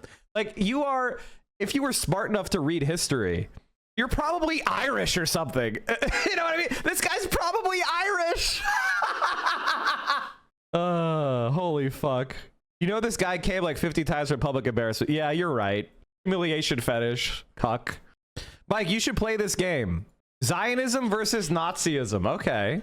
This is going to be hard. Zionist or Nazi game. Can you tell the difference? I've not played this, chat. I'm going in ice cold. I have some advantage though, in that I have read a lot of Nazi propaganda and writings. So it should give me an advantage here, but I think it may be impossible to actually tell the difference. Zionist or Nazi? Can you guess who said it? This quiz explores similarities between Nazi Germany and Israel, both in writing and deeds. The basis for this comparison can be found in both projects' settler colonial nature. In Germany's case, with its occupation of Eastern Europe, General Plan Ost, and in Israel's case, with its occupation of Palestine, Syria, Lebanon, and more, Greater Israel, a common process of genocide, extermination, large-scale ethnic cleansing, and forced displacement can be seen. This similarity is not accidental. Early Zionist planners like Arthur Rupin were directly inspired by Germany's occupation of Posen. But the state of Israel was not created for the salvation of the Jews. It was created for the salvation of Western interests. This is what is becoming clear. I must say that it was always clear to me. The Palestinians have been paying for the British colonial policy of divide and rule and for Europe's guilty Christian conscience for more than 30 years. This is James Baldwin. Civil rights hero James Baldwin. I do not admit that a wrong has been done to these people by the fact that a stronger race, a higher grade race, a more worldly wise race, to put it that way, has come in and taken their place. Okay, I think this is Zionist because they said come in and taken their place, which to me is not quite as racial as a typical Nazi. A Nazi would be talking a little bit more about race. They talk about worldly rise race, which implies this sounds like an Ashkenazi Zionist to me. In 1937, while speaking in favor of allowing Zionists to settle in Palestine, Churchill stated that, I do not admit, for instance, that a great wrong has been done to the Red Indians of America or the black people of Australia. I do not admit that a wrong has been done to these people by the fact that a stronger race, a higher grade race, a more worldly rise race, to put it that way, has come in and taken their place. In 1902, Churchill stated that great barbaric nations would menace civilized nations and that the Aryan stock is bound to triumph. This is, yeah, I mean... Religion never progressed beyond a certain primitiveness. It has never known anything but chaos because it lacked mankind. The valuable bearer. Region. Oh, sorry. I read it religion. Let me start again. Region never progressed beyond a certain primitiveness. It has never known anything but chaos because it lacked mankind. The valuable bearer of culture. The genius who systemically planted peaceful reconstruction. Who ordered the well-designed exploitation of the immense treasures of fertility of the soil. This country has only known the powers of unrestricted despoiling and brutal armament for war. This sounds like Nazis to me. This sounds like a Nazi to me. This sounds like them describing Poland. This was stated by Heinrich Himmler about Eastern Europe. Sorry, chat. I'm going to be really good at this because I've read so much Zionism and so much Nazism to study my enemy that I'm going to be pretty good at this, unfortunately. This was stated by Heinrich Himmler about Eastern Europe, Nazi Germany, Zionist Israel, and all forms of European colonialism, justified and are still justifying their actions as civilizing missions. All the blank will be able to do about it will be to scurry around like drugged roaches in a bottle. Oh, I don't know this one. This could be either one. I don't know this one. I'm going to go with Zionist just because it just feels like something that it sounds like less flowery. You know what I mean? It's like, it's more dumb. In a committee of the Israeli parliament in 1983, General Raphael Eitan boasted of his triumphs in the West Bank. When we have settled the land, all the Arabs will be able to do about it will be scurry around like drug roaches in a bottle. For comparison, Tutsis are cockroaches, we will kill you, was a line repeated frequently by radio television Libre des Mille Colonnes, a Rwandan radio station which is largely blamed for inciting hatred toward the Tutsi people. On 19 August 2003, RTLM leaders were charged with genocide, incitement to genocide, and crimes against humanity. I'm killing it right now. National Speakers Group will make the ancient soil fertile. That soil was unproductive for others, but for us, it was good soil because we fertilized it with our love. This is National Social. I'm too autistic for this quiz. This is a Nazi. National Socialists will make the... This is Nazi. Oh, it's a... Oh, shit! Oh, fuck! It isn't! Oh, shit! I got it wrong! I got it wrong! It's Theodore Herzl! Oh, no! I got wrecked! God, he sounds like a Nazi. He sounds identical to a Nazi! Oh, shit! I got one wrong! Holy fuck! I never heard this one. National Judaism. This is... I got me! National Judaism will make the ancient soil fertile. It seems miraculous. Even 1 million are not worth a fingernail. Oh, this is Zionist. This is Zionist. Yeah, this is a Zionist. Holy shit, this is a Zionist. Oh yeah. Rabbi Yaakov Perrin, in paying homage to Baruch Goldstein, who is a mass murderer, he went to a mosque and shot a bunch of people in the back. Innocent worshippers told mourners that even 1 million Arabs are not worth a Jewish fingernail, and angry voices of the congregation shouted, "We are all Goldsteins and Arabs out of Israel." February 25th, 1994, Goldstein, dressed in an Israeli military uniform, entered a mosque in the Cave of the Patriarchs and opened fire on 800 Palestinian Muslim worshippers praying there during the month of Ramadan, killing 29 and wounding 125 worshippers until he was beaten to death by survivors.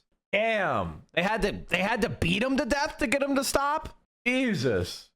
In responding to this act of Zionist terrorism, Israel did not punish extremist settlers, but instead imposed war restrictions on the Palestinian population. The blank group wanted war, and now they have it. There is only one effective measure: cut them out. This is Nazis. The Nazis had this thing where they would blame Jews for every war. This sounds like Nazis to me. This was said by propaganda minister Joseph Goebbels. Just like Zionists today, he blamed the oppressed for the extermination campaign he was conducting. The historic responsibility of world Jewry for the outbreak and widening of this war has been proven so clearly that it does not need to be talked about any further. The Jews wanted war, and now they have it. The Jews are a parasitic race that feeds like a foul fungus on the cultures of healthy but ignorant peoples.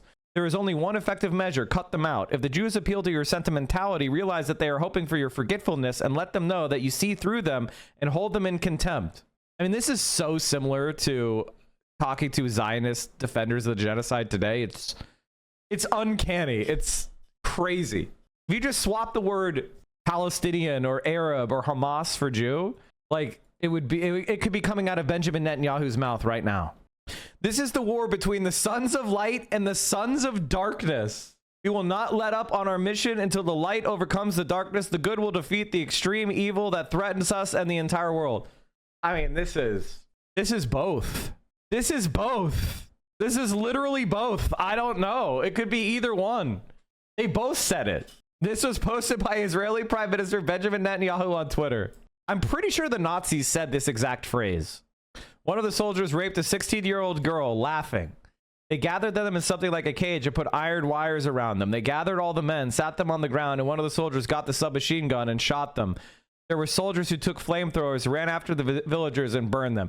Oh, this is from the New Historians studying the Nakba. This is, I know this quote. In fact, I've seen this video, so I know for 100% fact it's a Zionist. From a testimony about the 1948 Nakba made by Zionist soldier Yosef Daimont in an interview with the Israeli channel Hot 8, the events in Tantoria were crazy and horrifying. Tantoria was a rich village and had beautiful houses. Its residents lived like Europeans, and the women of the village wore nice clothes. Got a submachine gun and shot them. They imposed a cover-up. There were soldiers who took flamethrowers, ran after villagers, and burned them. It was horrible. No one is allowed to talk about that. I won't talk about it because it would be a big scandal. I don't want to talk about it. You're basically anti-Piker. Hassan was down 1-7 before resorting to rolling a die. Oh, I mean, I just know Nazi and Zionist rhetoric so well. What's so horrifying about understanding that an entire group people is the enemy? This could literally be either. I feel like the Nazis, I feel like this one sounds more Zionist to me. This sounds more Zionist. This was said by Alet Shakid, who served as Israel's Minister of Justice from 2015 to 2019 and Minister of Interior from 2021 to 2022. What's so horrifying about understanding that the entire Palestinian people is the enemy? Every war is between two peoples, and in every war, the people who started the war, the whole people, is the enemy. They are all enemy combatants, and their blood shall be on their on all their heads. That's a biblical reference, by the way. This is an Amalek Old Testament reference. Now, this also includes the mothers of the martyrs who send them to hell with flowers and kisses. They should follow their sons. Nothing would be more just. They should go, as should the physical homes in which they raise the snakes. Otherwise, more little snakes will be raised there.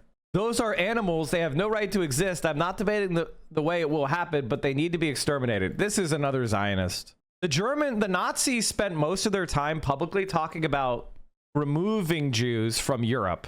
They talked about the Madagascar plan. They weren't really talking about physically exterminating Jews that much until very much later.